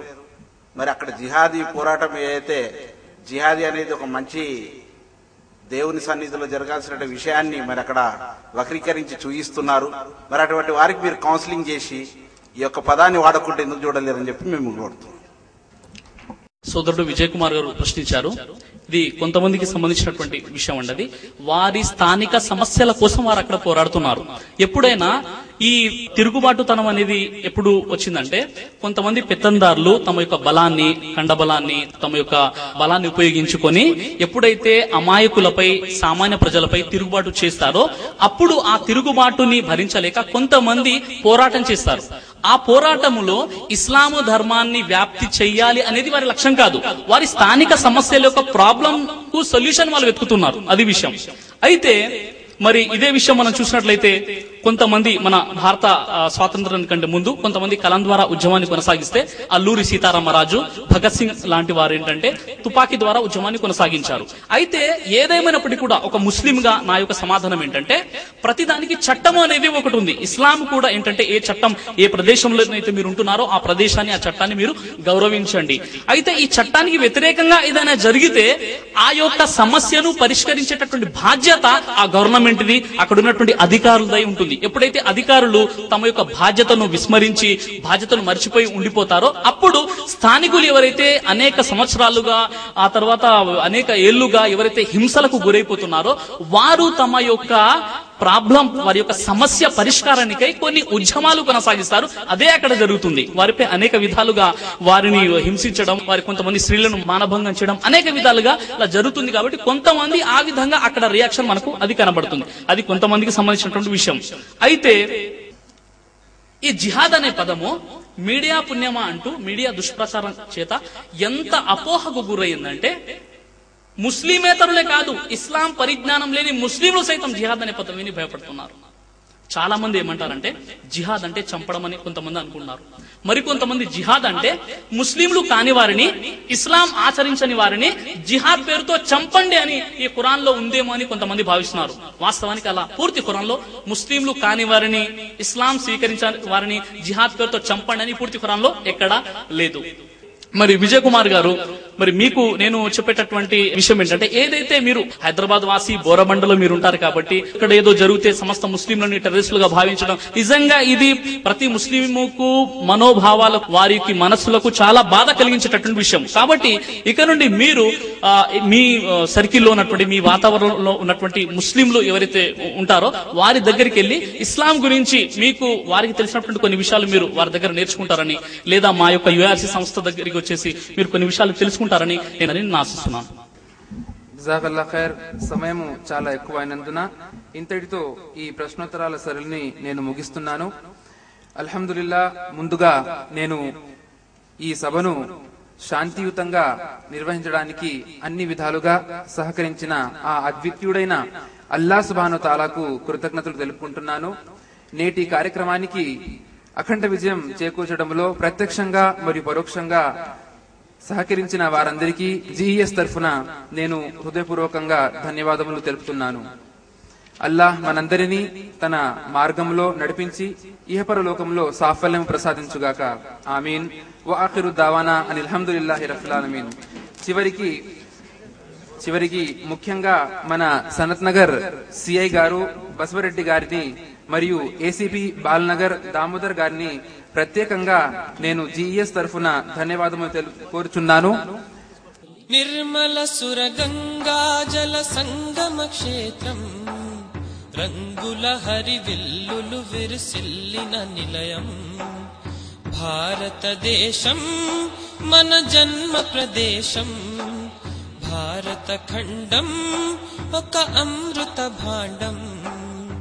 నిర్మల సురగంగా జల సంగమ క్షేత్రం, రంగుల హరివిల్లులు విరిసిల్లిన నిలయం, భారతదేశం మన జన్మ ప్రదేశం, భారత ఖండం ఒక అమృత భాండం. ఉత్తరాన ఉన్నతమై హిమగ